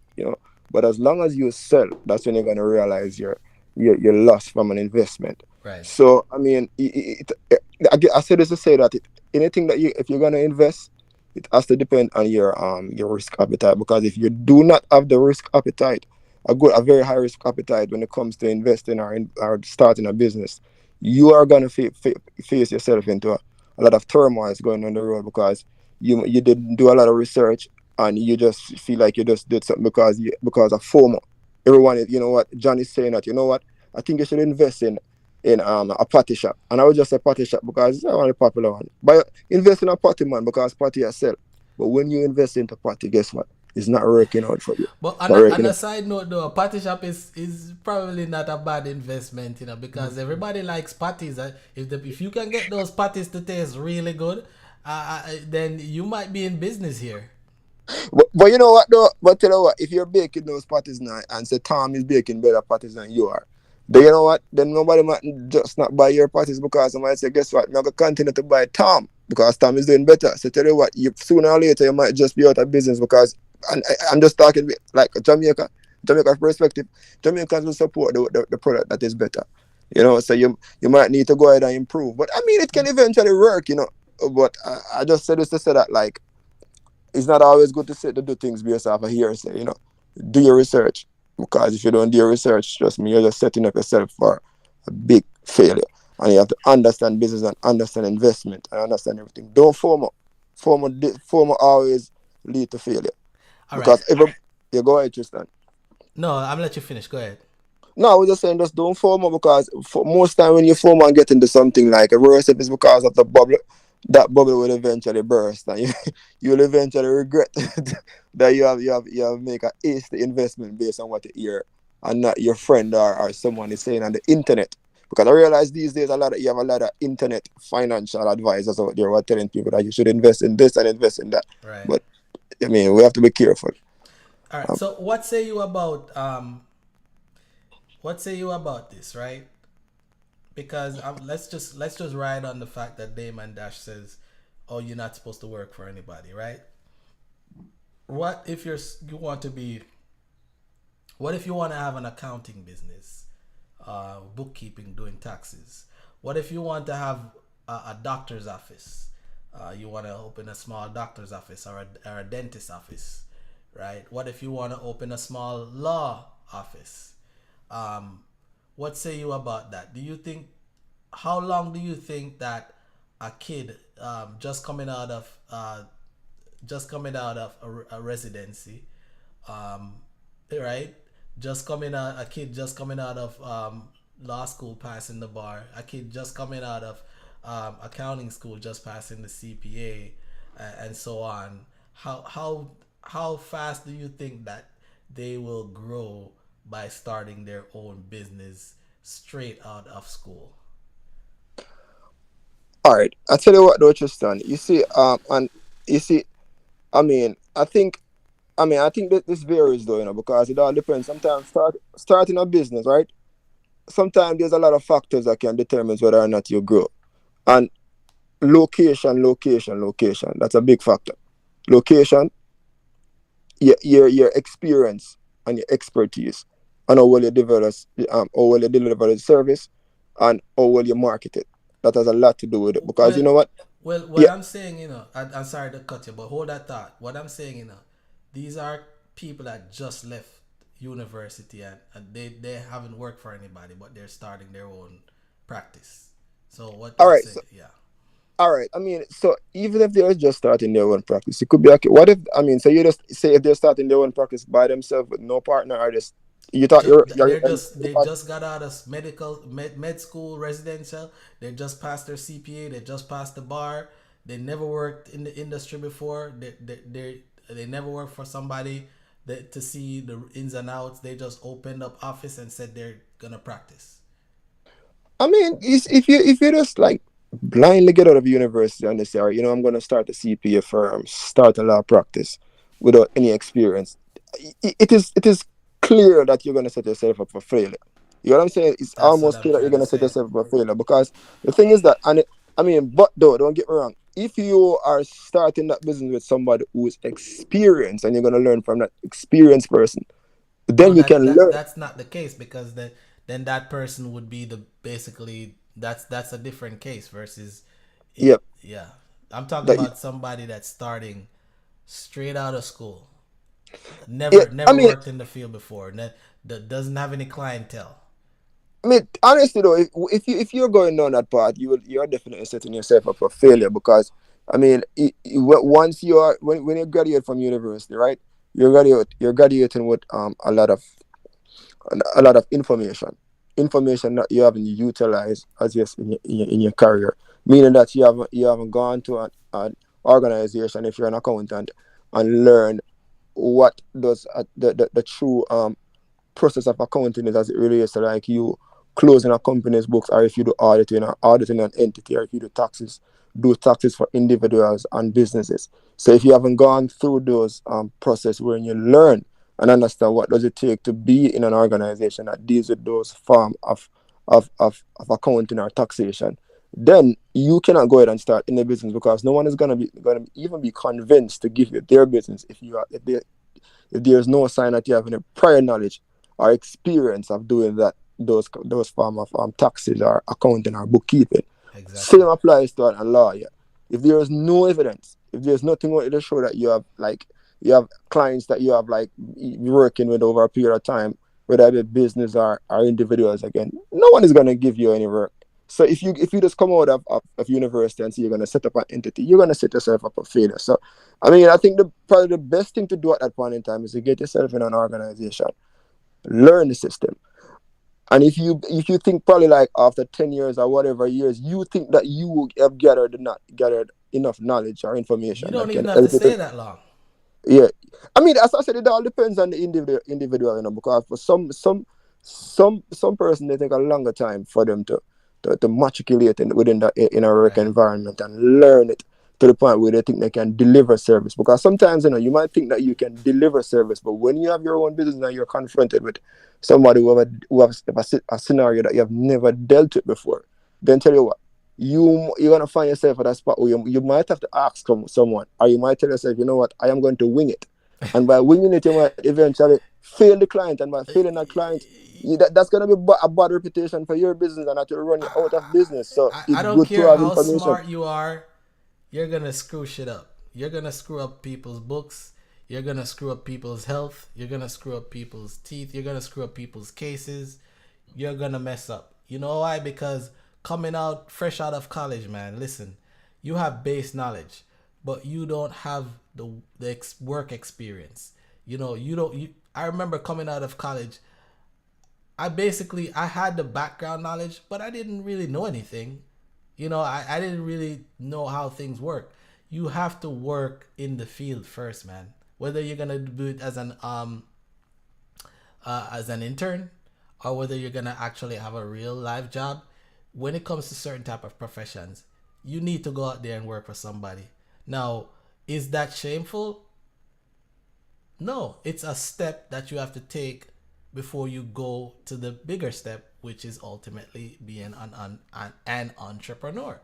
And then once you work for somebody, you get to see how systems work. You get to see the things. You gotta think like businesses that are already established. All the mistakes that you're gonna make by starting your old business, they have already made those mistakes. You understand what I'm saying, Carlos? So you going and working for a company at first, understanding why they do the things the way they do it, then that helps you to go and start your own company because you understand the mishaps that happened, and you probably made some mishaps with them as well, to where you got to a point to where you're okay to go on your own. So I think that that's not being said enough. People are just like, oh, you should go start your own business, but like, come on, like, there's so many different types of businesses. Everything is not buy and sell trading. You understand what I'm saying? There's different types of business that involve different intricacies. Especially when it relates to the service industry. But you know what, Tristan? All right, you know what? I think a lot of persons they have they like the idea of running a business, right? I'm just gonna go back to the examples that you brought up earlier about if you graduated from university with a law degree, or you pass your bar exam and you said, all right, I should start a law firm.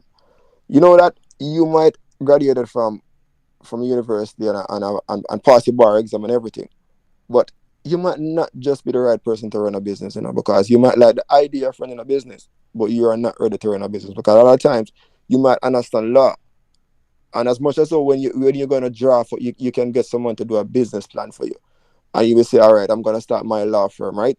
The thing is that if you have no understanding of finance, are you gonna blindly start a business right there and then?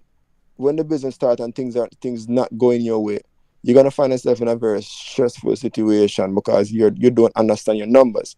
And I tell you, if anybody that's running a business, you must understand your numbers. If you don't understand your numbers, the worst if you're gonna approach a bank and say, "No, what, I'm gonna start a law firm. I need you to finance this plan." And they say, "What? How much revenue do you expect it to earn over the next 3 year period?" They want to see like an estimated balance sheet or something, and you are just doing everything on your own. Tell you what, nobody's gonna even look at you because they're gonna think that you are talking crap. If you're looking like, for example, look at Shark Tank. A lot of times when these Right. investors, they go to those crowdfunders and they say to them like, "This is my idea," and they look into it and say, "You know what? No, I don't think this is gonna work out." They would have shut you down right there and then, because if you cannot tell them how much revenue you expect to make within a year, how much revenue you are already making, they're not going to even be interested in your idea. So I just say this to say that, like, not because you like the idea of a business and because you have the experience and the qualification necessarily mean that you are equipped enough to start a business. Sometimes there is much more that needs to be learned and understand before you can get yourself into a business. I think sometimes it's best to even do a partnership and get the right team on board, because someone out there always know better than you. And Right. just like I wish because I don't know everything. I wish I know. I think I know something, but I don't only know a little.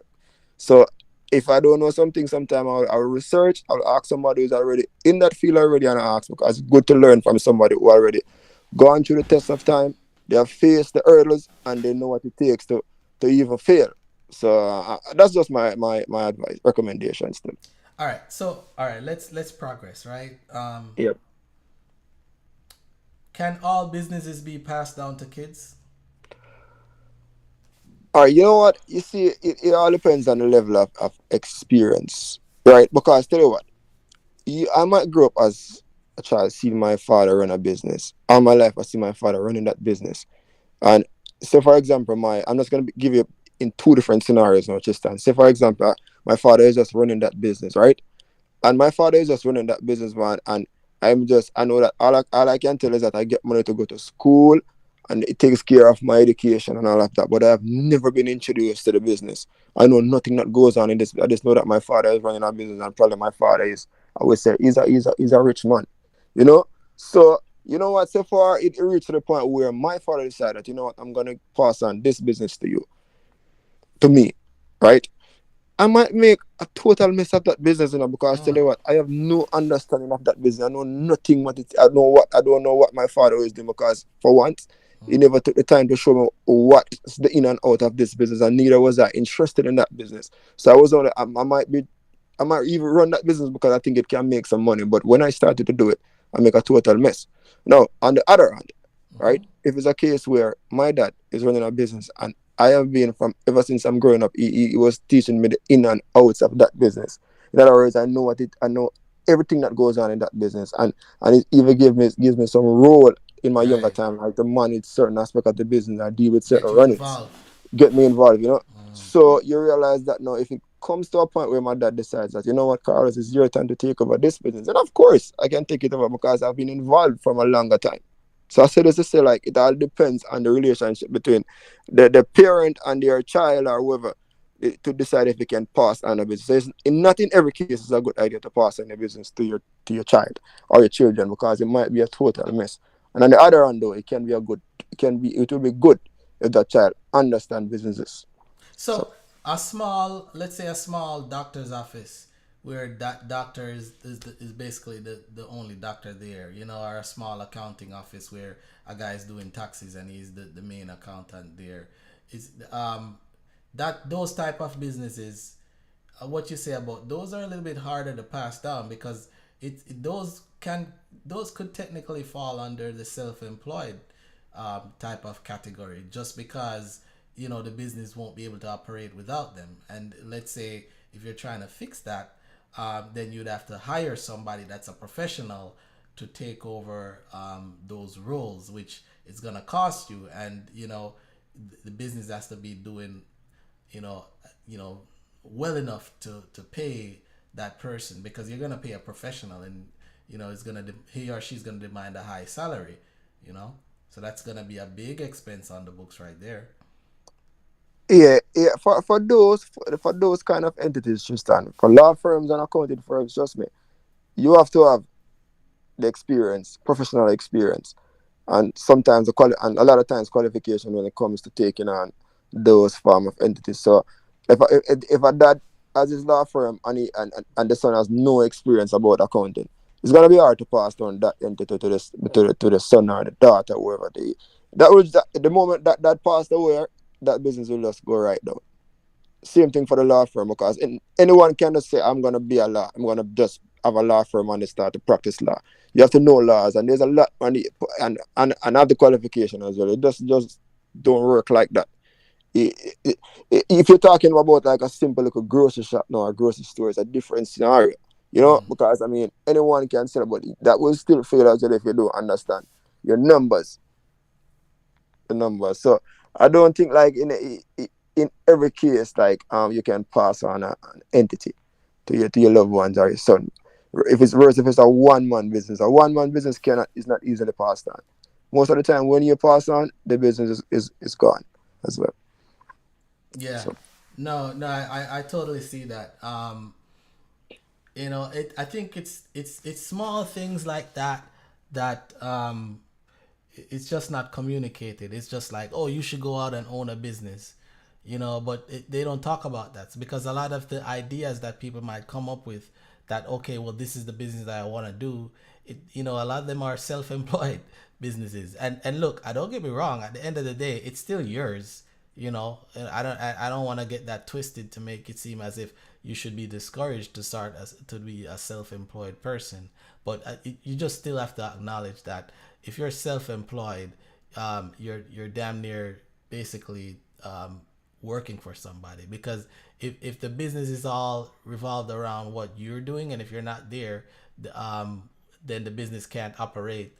How are you expected to be able to have that business have a certain value to where you can even liquidate it and sell it, right? Because I think a lot of people, they don't think about a lot of black people or African Americans, they don't think about businesses similar to how other races think about it, because a lot of other races, the way how they think about businesses, Carlos, they take a business, they find an idea, they work on it, and they grow the business to a certain level to where it's not a self-employment, it's actually an entrepreneurship activity, right? They grow it to a certain level to where it's autonomous. And then when it gets to a certain level, they find an investor that's willing to cash out on it a life-changing amount of money, and then they sell it and then wash their hands off it.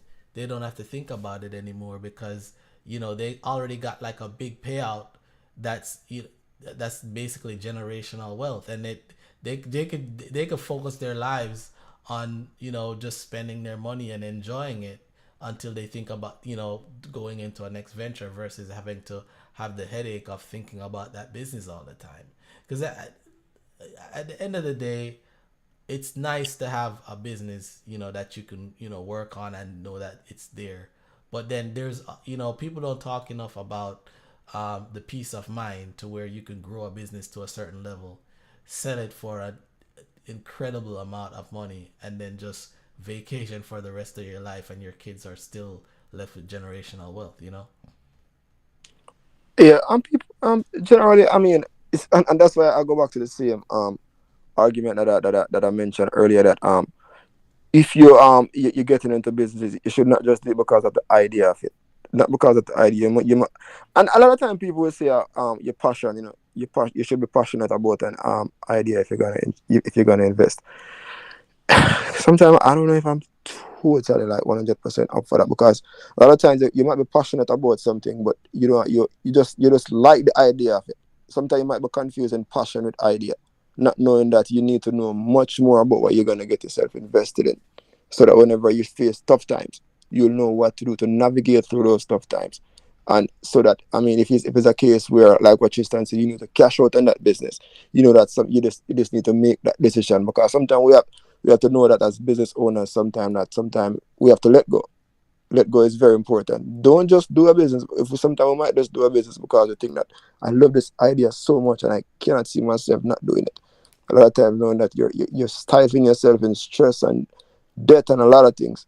that you don't want to deal with. So I just think it's just good to have a lot of information when it comes to Yeah, business I in mean, general. yeah, to Yeah, each his own. If yeah, you want to do that, then that's fine. But I try to keep open minded when it comes to things like that because I don't ever want to capsulate it and have till it becomes baggage, and then I'm not letting go of the baggage, or the potential baggage that can be created from it. I think at the end of the day, I mean, every human being doesn't think the same, but I'm more about, okay, peace of mind. You know what I mean? Like I'd like to have that peace of mind as well at some point, because it's people don't understand, man. As much as the money that your business can make, the stress that you may go through could take off years off of your life, man. Like years. The stress that you have to go through to even just have that business and maintain it. People don't talk about things like that. So it's these are things that you have to think about, because what is making a bunch of money in a business if your life is cut short by 20-30 years because you're stressing out about it. yeah. But, and the thing is that like, and another thing to just on, like a lot of times, like you see, like running a business, people think that, oh, I'm going to this business, I have to start making profit immediately. That's another misconception there, because a lot of times, like most of these large corporations that we see out there, like the Tesla, the Amazon, they're operating for years without even seeing profit, without seeing profit. So if you are someone, if anyone out there who want to do a business and they are passionate, sometimes you have to tell yourself that, you know what, I might have to operate for a while without seeing profit, because that's just the game of business. You're not gonna start any entity. It doesn't matter what business there is. I yet to see someone say they just start a business immediately and they start booming immediately. It just doesn't work like it just don't work like that. I've never seen that. I mean, in these times, a lot of people on the internet will talk about some digital business. Are there some guy on the internet will say that, oh, I started this $1 million venture and I'm starting making six figures. A lot of times that's they're capping. So we don't want to fall for those form of traps. A lot of Yeah, time, yeah, guys, be careful because there's yeah, a lot of scammers on the internet, particularly TikTok and all those places. Hey, the other day I was scrolling on Instagram, and I saw I saw a picture, a video of Dave Ramsey, speaking about basically uh, endorsing a particular product, right? But you know what they did? Because I watched so much Dave Ramsey, I remembered the clip, and that clip, what Dave Ramsey was actually speaking to a different person, and what they did was they cut out Dave Ramsey's voice and and make it seem as if he's speaking to another person, basically, and ultimately it was an ad to endorse a different financial product that they're trying to sell, or investment that they're trying to sell, and it's basically scamming people. You understand what I'm saying? Because I'm sure Dave Ramsey didn't approve that, because I remember the episode, it was somebody different that he was speaking to. it's kind of funny, because I saw that same ad in Tristan, and when I saw it, I know that there was no way on earth Dave Ramsey would endorse that form of narrative. Because Dave Ramsey has nothing to do with that, nothing at all. So when I said that, I found it very laughable, because Yeah. I was like, a lot of times people fall for those kind of trap, Right. So Right. we have to be careful when it comes to that. Don't just jump in any idea or do any form of investment, especially when it comes to your hard-earned cash. Don't invest your money into anything blindly, thinking that, oh, it's because such and such a person say that on the internet. Trust me, most of the time, if you dig deeper into whatever they are saying and do your own research, you find out that's not the case. So Right. think before you act. No, that's definitely that's super important. I mean, you really should. But hey, let me let's jump into this real quick, right? I wanted to bring up I actually wanted to bring up retirement, right? Yeah, Carlos, what do you have to say about retirement? Because I want to, while you talk, I'm gonna pull up uh, the compound interest calculator, because I think a lot of people, they retire, right?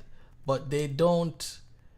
They save for retirement, but there's no plan to action towards it. You're right. And look, I am not a financial advisor. This is 100% not financial advice. It's just a tool that I would like to share with people, that, when they do decide that they want to plan for their retirement and they want to know like how much money they would like to have at the end of retirement, it's just a tool Hey, that can Tristan, can you help hear you. me?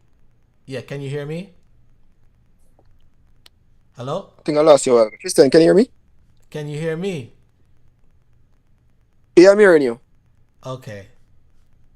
All right. Can I you think hear I me lost now? you. You Can you hear me now? sounded very. Can you hear me now? Sorry. Yeah, I'm hearing you. Go ahead. I think Okay. I lost you a while ago. Okay. All right. So we're clear now, right? Yes.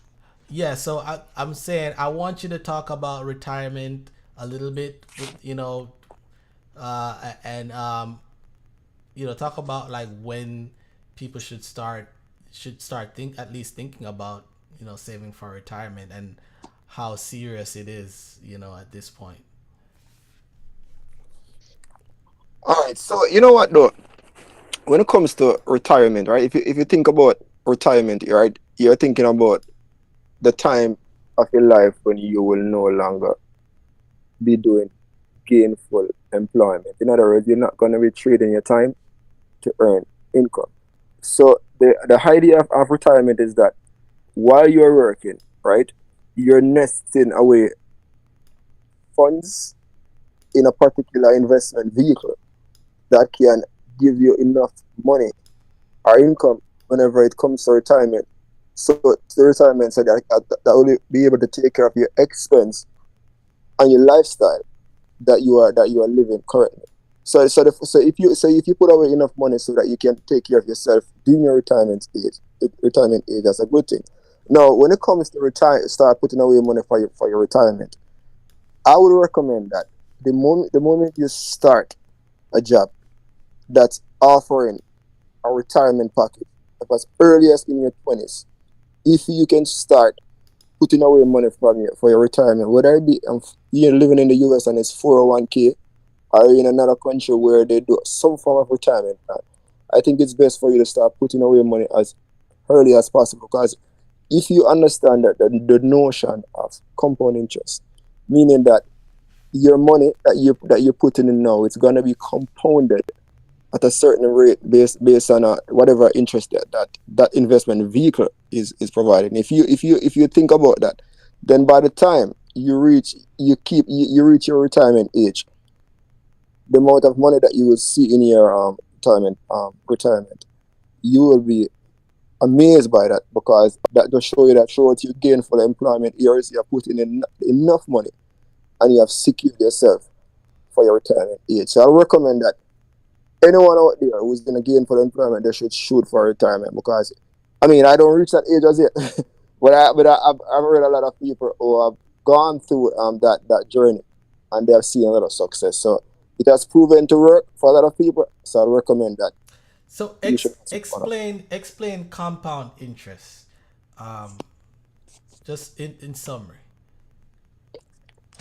All right. So the idea of compound interest just basically mean that, right, you have put your money in an investment. All right. And I'm just gonna make a distinction between compound interest and simple interest, right? So for example, right, you put your money in in the bank, right? You put $10 in the bank, right? And they said to you that, all right, you put this $10 in the bank, you're gonna get 10% simple interest on your money, right? Then every month. That basically means that you're getting that 10%. You're gonna get. So for example, if it's $100, you get 10%, and you get in that, you're gonna get that interest rate on your money like every month, right? But if it's compound interest now, right? When you compound the interest that you're getting on your money, basically mean that if you are getting 10% on your money, right? That 10% that you'd have get on your money, that 10% will be added to your initial investment. And then in the following month, right, you'll be getting interest on that interest that you receive already. So your money, and that will continue for a foreseeable period. If you lock in for 10 years, you get your initial investment will always continue to accrue interest on it for a certain period of time. I don't know if you can hear me clearly though, Yeah, I Tristan. can Okay? hear you. Go ahead. I can hear you. Yeah. So you will continue to accrue interest on your initial investment. Unlike a simple interest where you just get in that 10% on your money, you'll continue to get interest being added to your money over. And just think about it over like for like 30 years or 40 years. I'm just trying to simplify this because I don't want to use any big terminologies here, because I mean, just try to see, because I know a lot of people they might go to the bank and they say, all right, you're gonna get 10% on your money, right? And you say, all right, I put in my $100, I get like $10 or whatever it might be, but the $10 is gonna be added to your $100. Then you're gonna get interest on that $110, Right. and then and then you add. So you just over a period of time, your money, your interest is compounded rather than you getting at a simple interest. Right. So long story short, guys, compounded. It's kind of self-explanatory. It's compounding. It's compounding interest. So basically, when you get, let's say, in Carlos's example, you invest $1,000, right, at a 10% rate. You get $100 in the first year in interest. Then what happens is that $100 is reinvested in the investment, basically, and your next, for the next year, it's gonna be 10% on 1,100 instead of $1,000. So whatever that is, it's gonna be added, and then it's gonna keep compounding and compounding as long as you don't take the money out, and that's how it'll grow interest. So it basically each year you have a bigger value that you're gonna calculate the interest on, right? All right. So Carlos, you still here? Yeah, I'm here. All right. So that was compound interest. So Carlos, I'm not sure if you can see this right now or if you have it up, but I have up the investor.gov website. Yeah, I'm not. I don't think I'm seeing it though. Yeah, I think you won't be able to see it, but you'll be able to follow because you've been here before, right? Yeah. So this is basically a website that it calculates compound interest, right? And particularly for people that are looking to save for retirement. The way how a lot of people look at retirement is how much interest rate, compound interest, did you get annualized? So let's say over 30 years, if you average, let's say 10% annualized interest, that means even when you had like good years and bad years, when good years when maybe your effective interest was for that year was what, 20-30%, and then some years you may have had actually lost money and your effective interest rate was probably like minus 10% or whatever. The average or annual amount of your interest over that particular, over each year for those 30 years is 10%. It's as if you had 10% compounded every single year for 30 years, when you average in the good years and the bad years. You follow, Carlos? Yes. All right. So this that we have up here, this is a compound interest calculator. And let's say hypothetically, if you invest, I don't know, let's say you didn't have an initial investment, right? And you wanted to contribute monthly, let's say $100 a month monthly, and you wanted to do it over 30 years, right? And then the estimated interest rate, this is the annualized rate that I was referring to. Whether you have good years or bad years over the 30 years, if you averaged in, let's say 10% over that 30-year period, right? And then the compound frequency, I'm going to keep it at annual, right? And then you calculate it. Oh, wait, the investment is zero. Yes, you have zero investment. And then you put in $100 every month for 30 years at 10% annually. Then do the calculation. Then that means over 30 years, you'll have 197,392 and 83 cents. Now, what I'm trying to get to, guys, is look, I am not selling you anything here. This is not financial advice.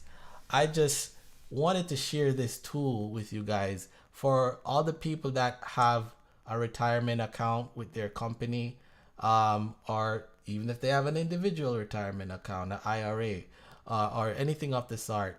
Guys, don't just put your money in blindly and saying you're saving. You need to have a goal. And I would advise go getting a financial advisor. But if you don't have a financial advisor, because you probably can't afford one or whatever, this is a great tool that you could use to work out best case scenarios, worst case scenarios, to see how much money you can have at the end of retirement. So how you would work it with best case scenarios and worst case scenarios is, let's say best case scenarios is over 3 years, your interest rate is 15%. That's a pretty good annualized interest rate over 30 years. 15% is amazing. And we can look at it right now. Let's say you invested $100, 30 years at 15%. Calculate it, then you're talking about one jump from 10% to 15%. You're talking about 521,000 compared to the 170 something thousand that you would have had at the end of retirement. So 5% over 30 years is just like an astronomical or an exponential difference if you really look at it. So that would probably, you could say that's best case scenario, and then the 10% would be average case scenario. Let's look at if you invested $100 over 30 years at, let's say, 5%, which is let's consider that worst case scenario. Then that would be 79,000 at the end of retirement. Now, I say that to say, when you look at this type of stuff, guys, it's really just to look at it to gauge, okay, well, if let's say if I average out at 15%, then this is what I will be able to retire with. If I average out 10%, this is what I would be able to retire with. Or if I average out 5%, this is what I would be able to retire with. And it's just something that you can use to look at. The website is investor.gov. Actually, I'm gonna go ahead and I'm gonna share the link in the chat, so anybody that's interested, they can go ahead and anybody that's interested, they could go ahead and click that link when the live is over and go plug some numbers in and plan around your retirement. If you don't have a financial advisor, at least you have something you can look at to say, oh, well, if I wanted to have this, then in this scenario, then this is what I would have, and in that scenario, that's what I would have. And then it gives you more of a way how to guide yourself throughout retirement, because we all got to retire one day, and we're gonna need to have money to last us through. Now, how do you dictate how much money you're gonna need? That's another question. Carlos, you want to expound on that? All right. All right. So Tristan, thanks for explaining that. By the way, that's very good. All right. So if you are going to retire at a certain age, so for example, you want to retire, I mean, say 60 or 65, or whichever you choose to retire, right? Mm-hmm. And you know that during your gainful employed years, right, you're making, say for example, like $90,000 per year, right?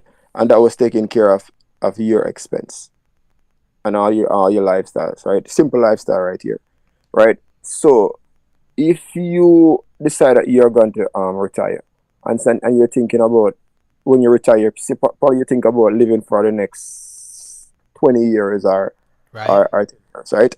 You have to think about, like, right, the $90,000 you were actually making in your gainful employed years, right? Right. You probably might want to multiply that $90,000 by the number of years that you're probably gonna live. Say if it's 20 years, you have to multiply that number by 20. Right. Also, you might want to factor in inflation, right? Right. Because the thing is that, like, the way what we see going on in these times right now with inflation, this just means that the value of $90,000 during your gainful employed years, right, that value will dissipate largely Right. when you retire.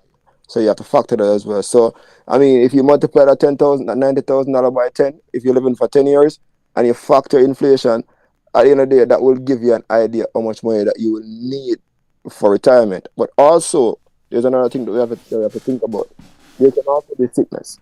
There can also be sickness, and sickness.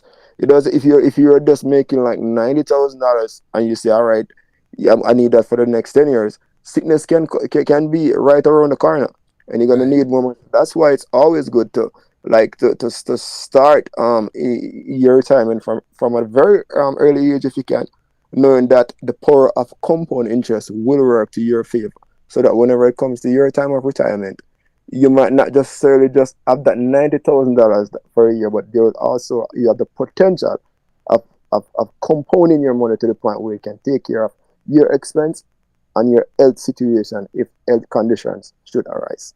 So Right. it's good to run the numbers in that way so that you will know the best decision to make when it comes to retire. All right. Great, great, great, great, great explanation right there, Carlos. And that's what Thank that's what a lot of people just like. You guys got to think about it. You know, like it sounds good to say, okay, well, all right, when I turn 65, if I retire with, $1 million, then I'll be okay. But if you are making 200,000 a year and that's what you're living off, if you were living off 200,000 a year, you retire at 65, then that $1 million is only going to take you to 5 years of retirement. Does that make sense? Make a lot of sense. Right, because you're gonna live, you're gonna have to cut your lifestyle drastically for it to last you longer than that. And most people, they're not trying to retire and cut their lifestyle. Most people are trying to retire and have at least have the same level of lifestyle. You know what I mean? Because if you're cutting your lifestyle, then I mean, your retirement might not be as fun. In fact, what I see a lot of times when people retire, though, I tend to realize that that's when the vacations start to increase. Exactly. That's when they might change a car and get and like because you realize like most of the high end vehicles, a lot of times they are being driven by retirees. If you realize, so Right. like yeah, so but not knowing that like you cannot replicate the lifestyle you live during your gainful employed years and say that I have to drive this high end vehicle because you're just getting money from your retirement, but you do not have the ability to say, all right, you know what, I'm gonna go back and work. Versus if you're facing sickness. So they have to make a lot of conscious decision when it comes to retirement and when it comes to what you have to give up some things during your retirement years, knowing that you can no longer facilitate that form of lifestyle and just probably live a minimalistic form of life, knowing that sustainability is the best thing for you being a retirement age, and it's good that you have enough money that can take care of you because once you have money that can take care of you throughout your retirement age, then at least you will have better peace of mind and better financial health. It's very important. Right. But then again, you brought about starting earlier, because the earlier you start, right? If Yeah. you start early enough, then by the time you retire, you will not only maintain your lifestyle, but you'll probably be able to live off more than you would normally have as income in your working years. You know Yes. what I mean? And let me show you guys. So I did okay. So for example, right? This is let's go back to the 10%, right? We did $100 a month, right? At 10%, which is I would say that's pretty reasonable over 30 years. I mean, it could be more or less. It depends on what the economy is going through, over or the market. Excuse me, is going through. The markets, that is, are going through over a certain amount of time, right? So $100 at 30 years, 10% rate, compounded annually. That's 197,000, right? Now, that's probably, if somebody retired at 65, that means that person never started to put money in their retirement until they were what, 35 years old, right? Yes. All right, so let's make it a little bit 35 years old to just now put your money in retirement at 35 years old, that's a long time because you missed, let's say the average person started working at 20 years old. You missed out 15 years of investments, basically. So let's say that person is gonna start at 20 years old. So we're gonna say they worked for 45 years, right? And they invested their money for 45 years, right? At $100 a month for 45 years at 10%, right? So currently, for 30 years, that's 197,000, right? Let's see how compound interest works when you add 15 more years of compounding, right? So look at it right here. You can see that person, if they had started to invest that same amount of money in their retirement at 20 years old instead of 35 years old, they would have had $862,685.80 instead of 197,000. Interesting. You know what? Sometimes you know what? There's a thing called perception when it comes to retirement as well. You know, perception has a lot to do with because you know what? Because you brought up the point about not in, I mean for someone who probably start investing when they were 35.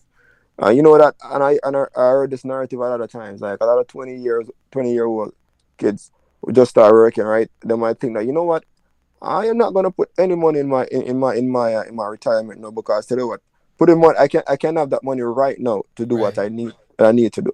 So sometimes and to think about it, a lot of times this argument might continually be shared in your household. And the parent might say that, bro, you don't need to put any money in your retirement. You don't need to do any of those kind of things because that doesn't make any sense.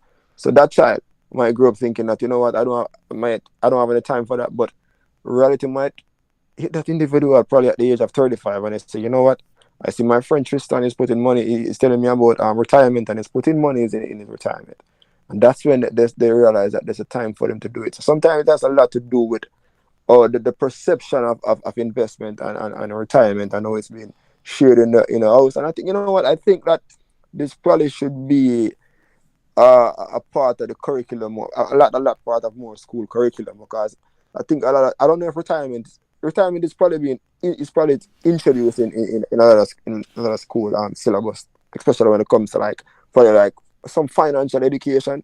I think that's probably introduced, but I don't know if it is emphasized because I think that's one of the reasons why a lot of these like young kids starting out, they probably pay less attention towards putting money in their 401k or their investment. I think regardless of the country that you live in, that's how a lot of people look at it. They want their money now. Right. The thing is, I mean, it's financial literacy is not. It's probably taught in some schools, probably some private schools, or there's probably some public schools where some good Samaritan teacher or somebody at the school pushed for it to be in the curriculum. I'm not saying it's not in all the curriculums, but most curriculums they don't have it. You really don't start to learn about this stuff until you go to college. And I'm gonna be honest with you, unless you do certain courses, you still won't learn about this stuff. Because look, I uh, I have up to a master's degree, right? In finance, not particularly in finance. I mean, my master's is in accounting, but I have a bachelor's in finance and accounting, right? And you learn about compound interest, you learn about interest rates, and you learn a little bit about investments and all that. But you nobody at this point, I don't know about you, Carlos, but nobody taught about planning for retirement as far as like investment wise and how to do these numbers, calculate these numbers, and actually have a well thought out strategic way how to go by it. These are things that you really don't start to know about these things until you start to talk with a financial advisor in most cases. Yes, you're total correct with that, Tristan. That's not being taught in school. I mean, I've never been taught that in school either. And that's one of the reasons why I can make that statement because and if I was being given that form of information in throughout my years in college or whichever institution I've attended. I think, I mean, like, I probably would have started out doing certain things earlier, but you know, you see, when you leave, graduated from university, no, that's the time that you start to get yourself more equipped, because when you start working, you probably one of your associate at work, they might start to talk about retirement. They start to talk about investment.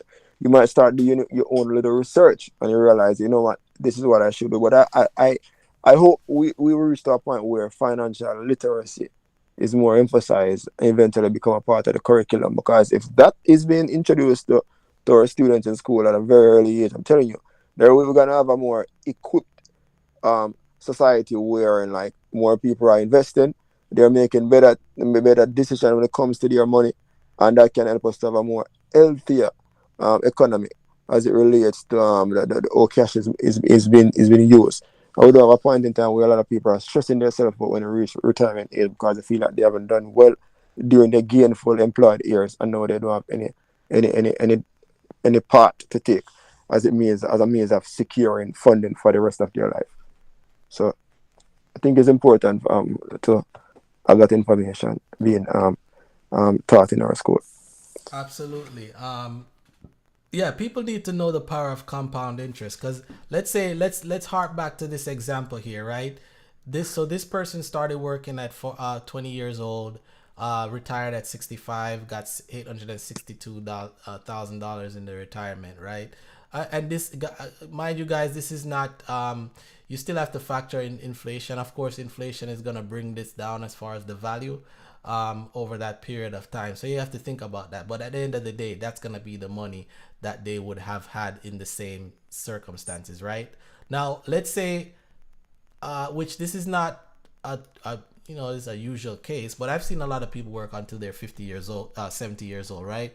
Let's say that person worked another 5 years, right? So they ended up working for 50 years instead of 45 years. Geez, I wouldn't want to work that long, but it is what it is. If you're doing something you love, then is it really work, right? But let's say that person worked another 5 years instead of the 45 years. So then that person's retirement would have moved from 862,000 to almost 1.4 million. So some people might look at that and they're like, oh my God, like that's only 5 more years and that's like another 600,000. But that's what compound interest does, guys. Once you get to a point to where you build up enough money to where that compounded interest for a year is getting higher and higher, then the money grows higher and higher, faster. The best years are actually the latest years of the investment, which is conversely with a mortgage, the best years for the person that's lending you the money for the mortgage is actually when you just take out the mortgage, because those first years of the loan you're gonna pay a lot of interest, and then towards the end of the loan is where most of your money is gonna go towards the principal. So that's the similarity with compound interest. When you start out, it grows kind of slowly because you don't have a lot of money in there. But once it starts to compound and build up over years, time in the market is what will ultimately leave you with a very good nest egg. Carlos, you want to expound? Yeah, of course, Tristan, because as you said, and I just touch a little on that compound interest thing that you mentioned a while ago, right? Can you think about it? You have $500,000 in your retirement, right? And your additional you have compounded 200,000 interest on that 500,000. Now you have 700,000. So each time you realize that the 700,000 is gonna attract a high amount of interest. You get what I'm saying? So the fact that it's attracting a high amount of interest over a period of time, your money is just continually growing astronomically, and it's based on the year you reinvesting the money, the interest that you're getting on your money, and that's added to your to your initial investment. So I guess it might need a lot more public knowledge for this, and I said perception has a lot to do with this too, because a lot of people know about simple interest, Tristan. So I think this information probably need to be taught more and explained more. Because even with there's a thing that they call certificate of deposit.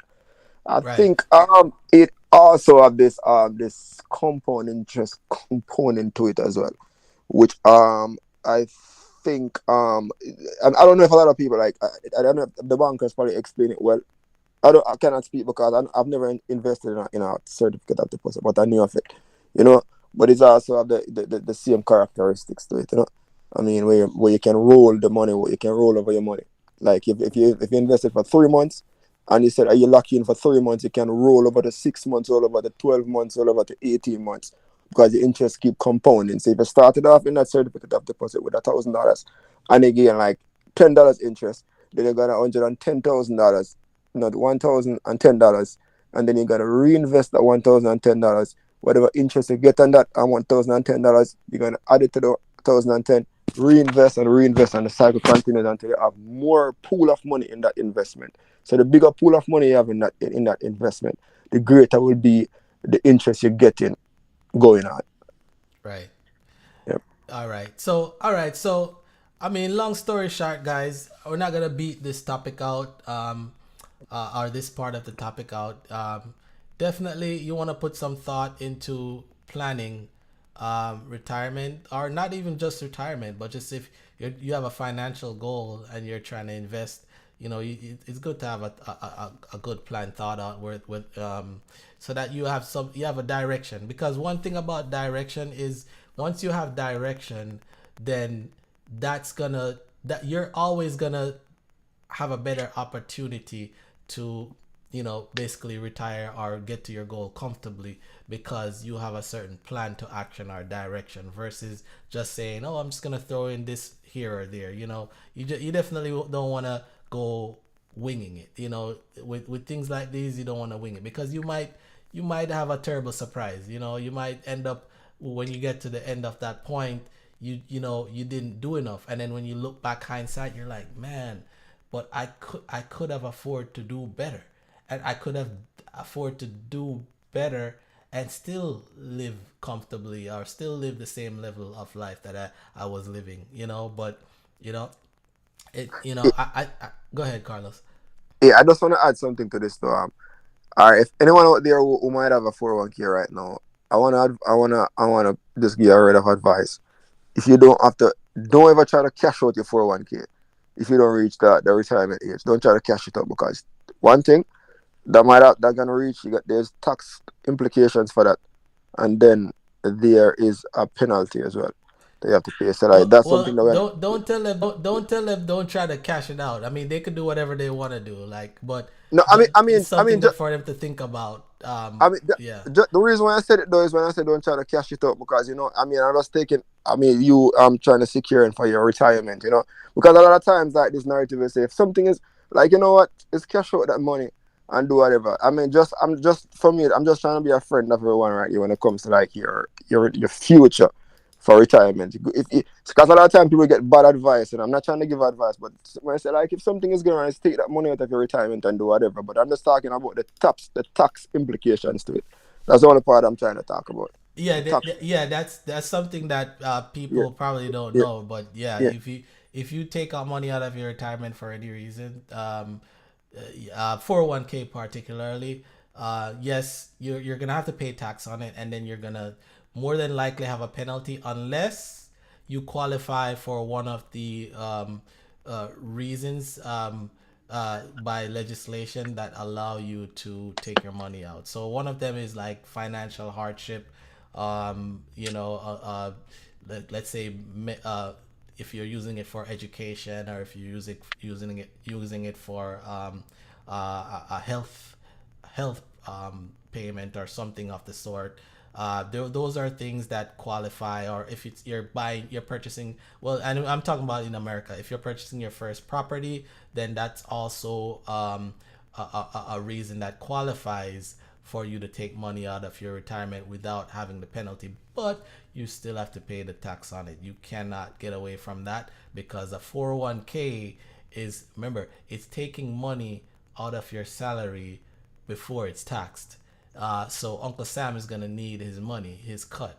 So don't think that because you take it out to use it for any particular reason, you can avoid getting taxed. You're still gonna get taxed because it has to be reported. And then once you file your taxes, if you don't calculate it, they're gonna calculate it for you. Yeah, and the reason why I actually said that, because a lot of why I said it's not, I'm not even trying to give an advice here. Honestly, the reason why I said this is because I've seen scenarios where like just like out of like this year, someone will just say, all right, I'm gonna get money from my phone. Don't get me wrong, it's your money, you can do whatever, but based Right. on the tax implications of it, I've seen a lot of times where like taxes are being filed, and I see where there's a penalty. The tax will become higher. Your liability is higher because you've taken money from your phone, not knowing about the implications of doing that. That's the only thing I just want to address. It's your Right. money, you can do whatever, but to think about it before. And if you're not taking the money for any of the reasons that Tristan mentioned, like for hardship, like such as buying a house, or for any other reasons, like you might want to think about it or contact your financial advisor. But I am not a financial advisor, though. Don't get me wrong. But I mean, I'm telling you that they're probably gonna tell you about the tax implications that come with it. So just be informed before doing that. All right. So, all right, guys. So, all right, let's wrap this up here. So, we discussed earlier about whether the relationship and the differences between being an entrepreneur versus working a job, which one of them works for you best. Is there any shame in having a job? Or is it, does it make sense to have a job, and all that, that information right there. So if you were following the whole live, if you were there, you would have heard all that. We spoke about businesses that could be passed down to kids, businesses that can't be passed down to kids. We spoke about jobs that make more money than regular uh, small businesses. We spoke about the pros and cons of having a job versus owning a business. We spoke about learning skills in the job that can help you, that can take, that you can take to ownership.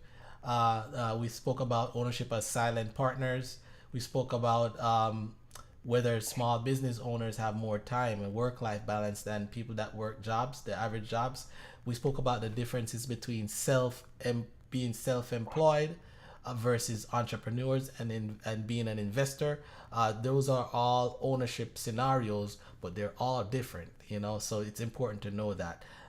Also, we spoke about which we did lament on it for a while, Carlos, retirement planning, and how someone would go about figuring out what they would need to retire, and just basically some tips of how to go about that. No financial advice, just conversation and sharing of information that might be helpful for someone that's trying to plan their retirement.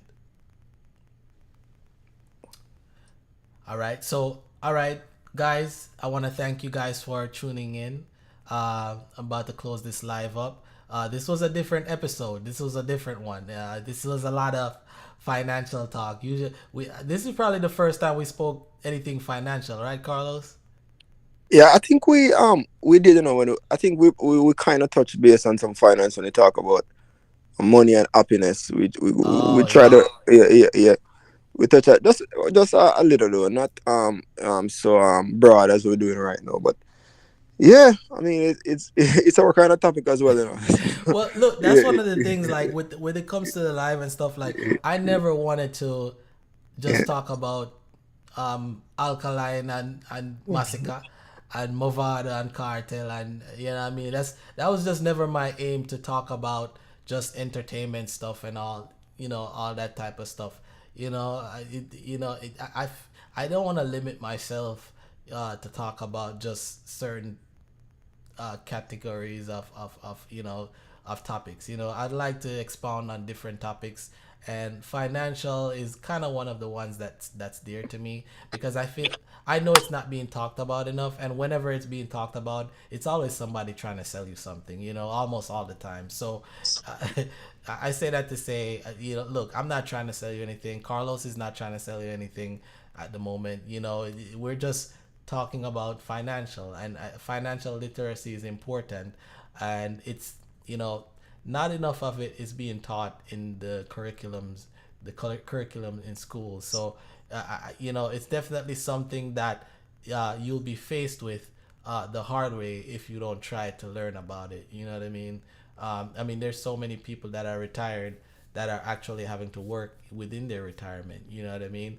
And you know, some of them, you know, there's life situations that brought that on them, but a lot of the times it's just because they never had the knowledge to prepare for retirement, you know. And I hope that anyone that's watching this live right now could basically take that into consideration and, you know, prepare. You know, even if you have like 10 years left to retire, you still have time to prepare. You know, if you're still, you know, within gainful employment, or if you have any type of revenue coming in, you know, at the end of the day. So it's never too late for anyone. You know, it's just that the older you are towards that age is, you know, the more sacrifice that you'll have to make. Carlos, any closing comments? Yeah, I tell you what, Tristan, thanks for touching this topic this week. By the way, you see, you mentioned about financial. You're not trying to be a financial coach, and I'm totally in agreement with you on that. But I tell you what, we're in an era right now where a lot of people is talking about inflation, right? And I think the term is being used so loosely. I don't realize that it's just really the price of interest is higher, to the point where it's so harder for every individual out there to maintain a lifestyle that they once were living prior to COVID and now.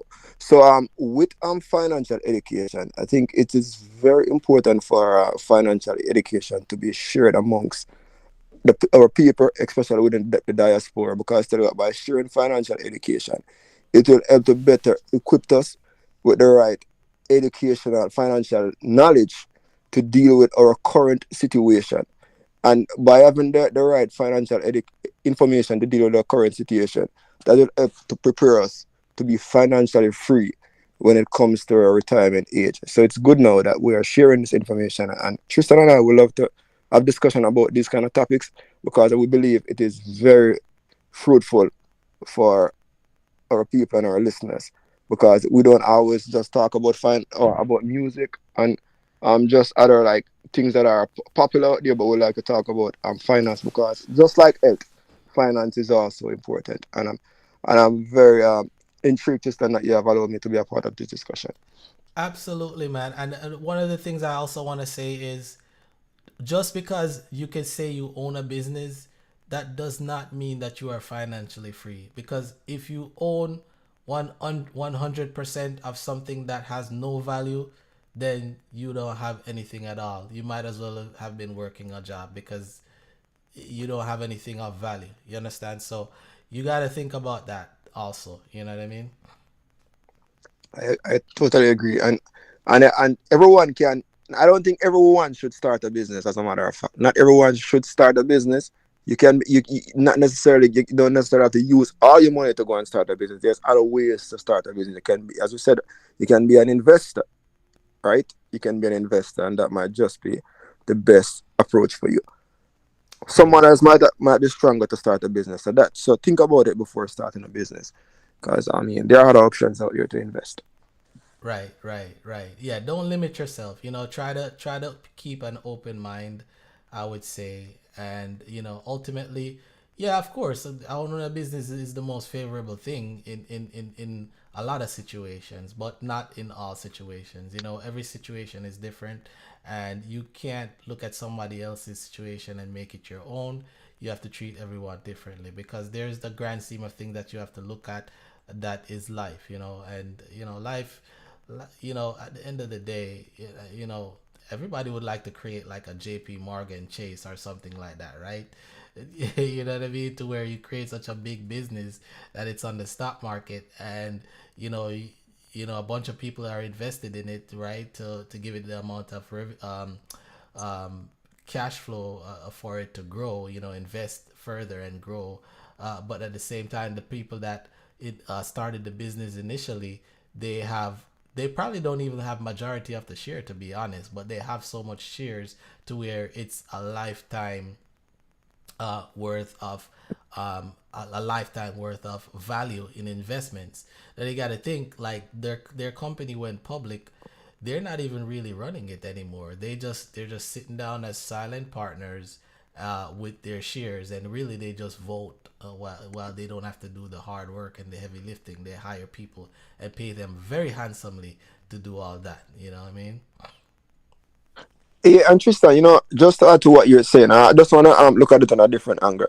All right, yeah, I know guys like all those great corporations that we're seeing out there, like of guys like Sam Walton, right? And now we have the Jeff Bezos, and we have that guy who started the KFC. All those great men, right? Colonel They, Sanders, they, yeah. yeah, they have used their knowledge, right, to create like large corporations that's doing, which is making a lot of money, right?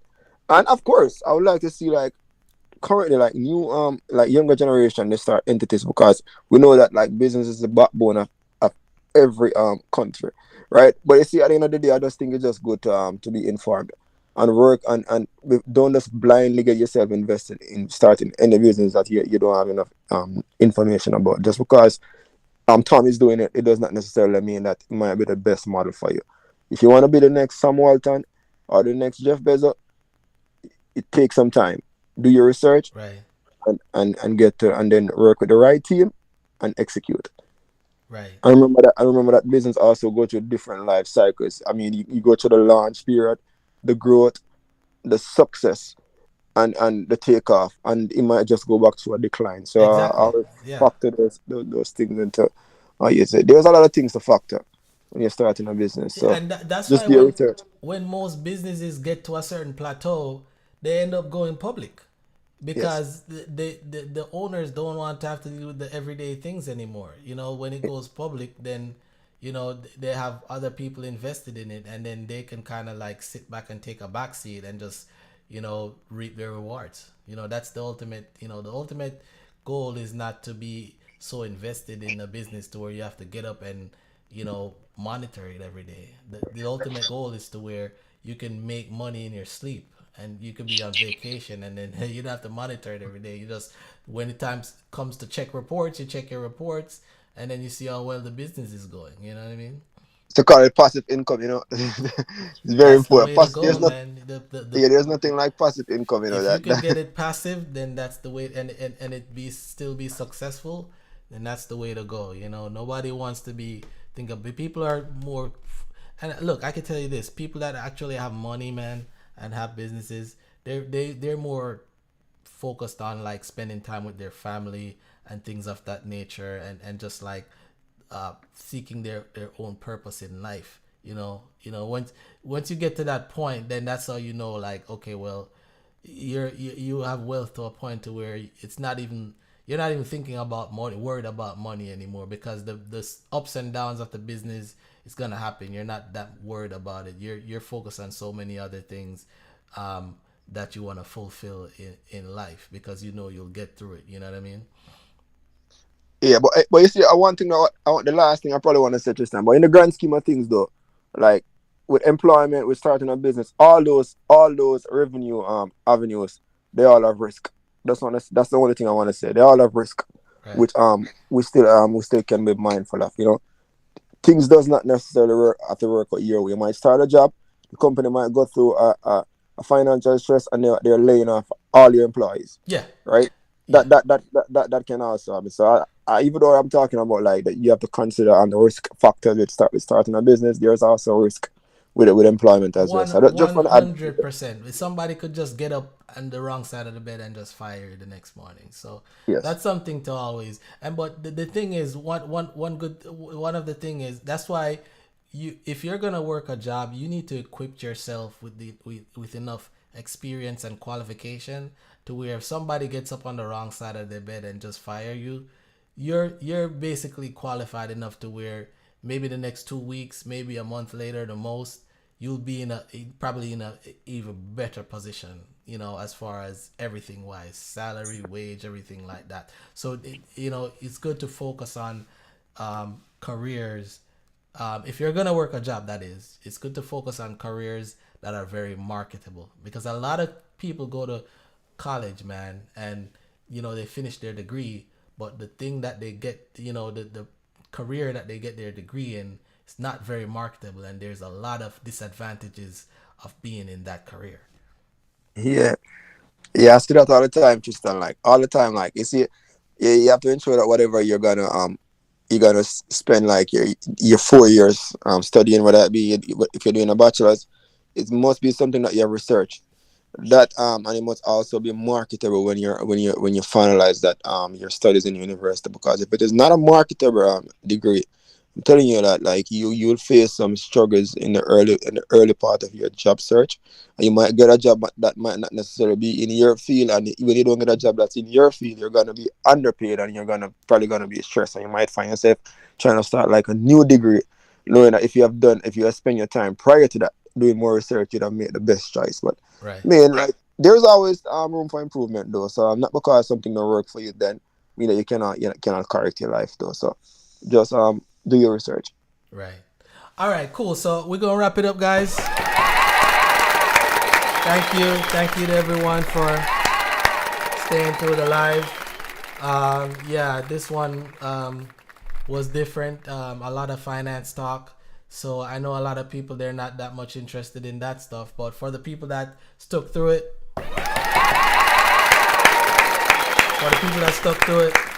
I mean, big respect. Carlos, you don't know. Every time, give thanks for the reasoning, brother. One love, bro. Yeah, man, every time. All right, people, that was Carlos. All right, guys, so I'm not going to stay that long. I'm just going to leave with some music to take us out, right? And yeah, I hope you guys have a great Sunday evening, man. Enjoy, all right?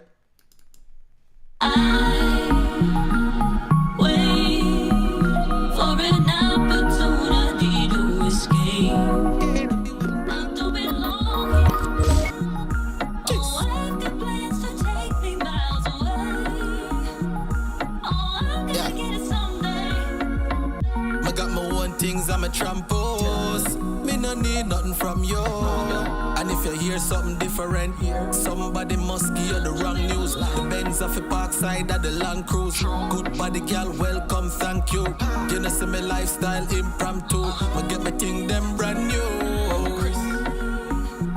Man keeping it real, I'm not just run my mouth. Well, militant can't take me for no Boy Scout. Try through life, I'ma keep on the money route. Knowledge what them I talk about. Yo, me have to rich forever and ever, and ever. Tell them I pray for rich forever and ever, and ever. Search for better, rich forever and ever, and ever. Go for the cheddar, rich forever and ever, and ever, ever and ever. Enough man born poor and them die poor. Unsure what them I live them life for. Me can't see myself forever in a corner store. Me see myself at tour relaxing on Bahamas shore. Paying for every clothes that my mama wore. Right now me guaranteed to be a guarantor. Full time and start think like entrepreneur. Move up to the top and level the score. My God! Man keep it real, I'm not just run my mouth. Well, militant can't take me for no Boy Scout. Try through life, I'ma keep on the money route. Knowledge what them I talk about. Yo, man, I feel rich forever and ever, and ever. Tell them I pray for rich forever and ever, and ever. Search for better, rich forever and ever, and ever. Go for the cheddar.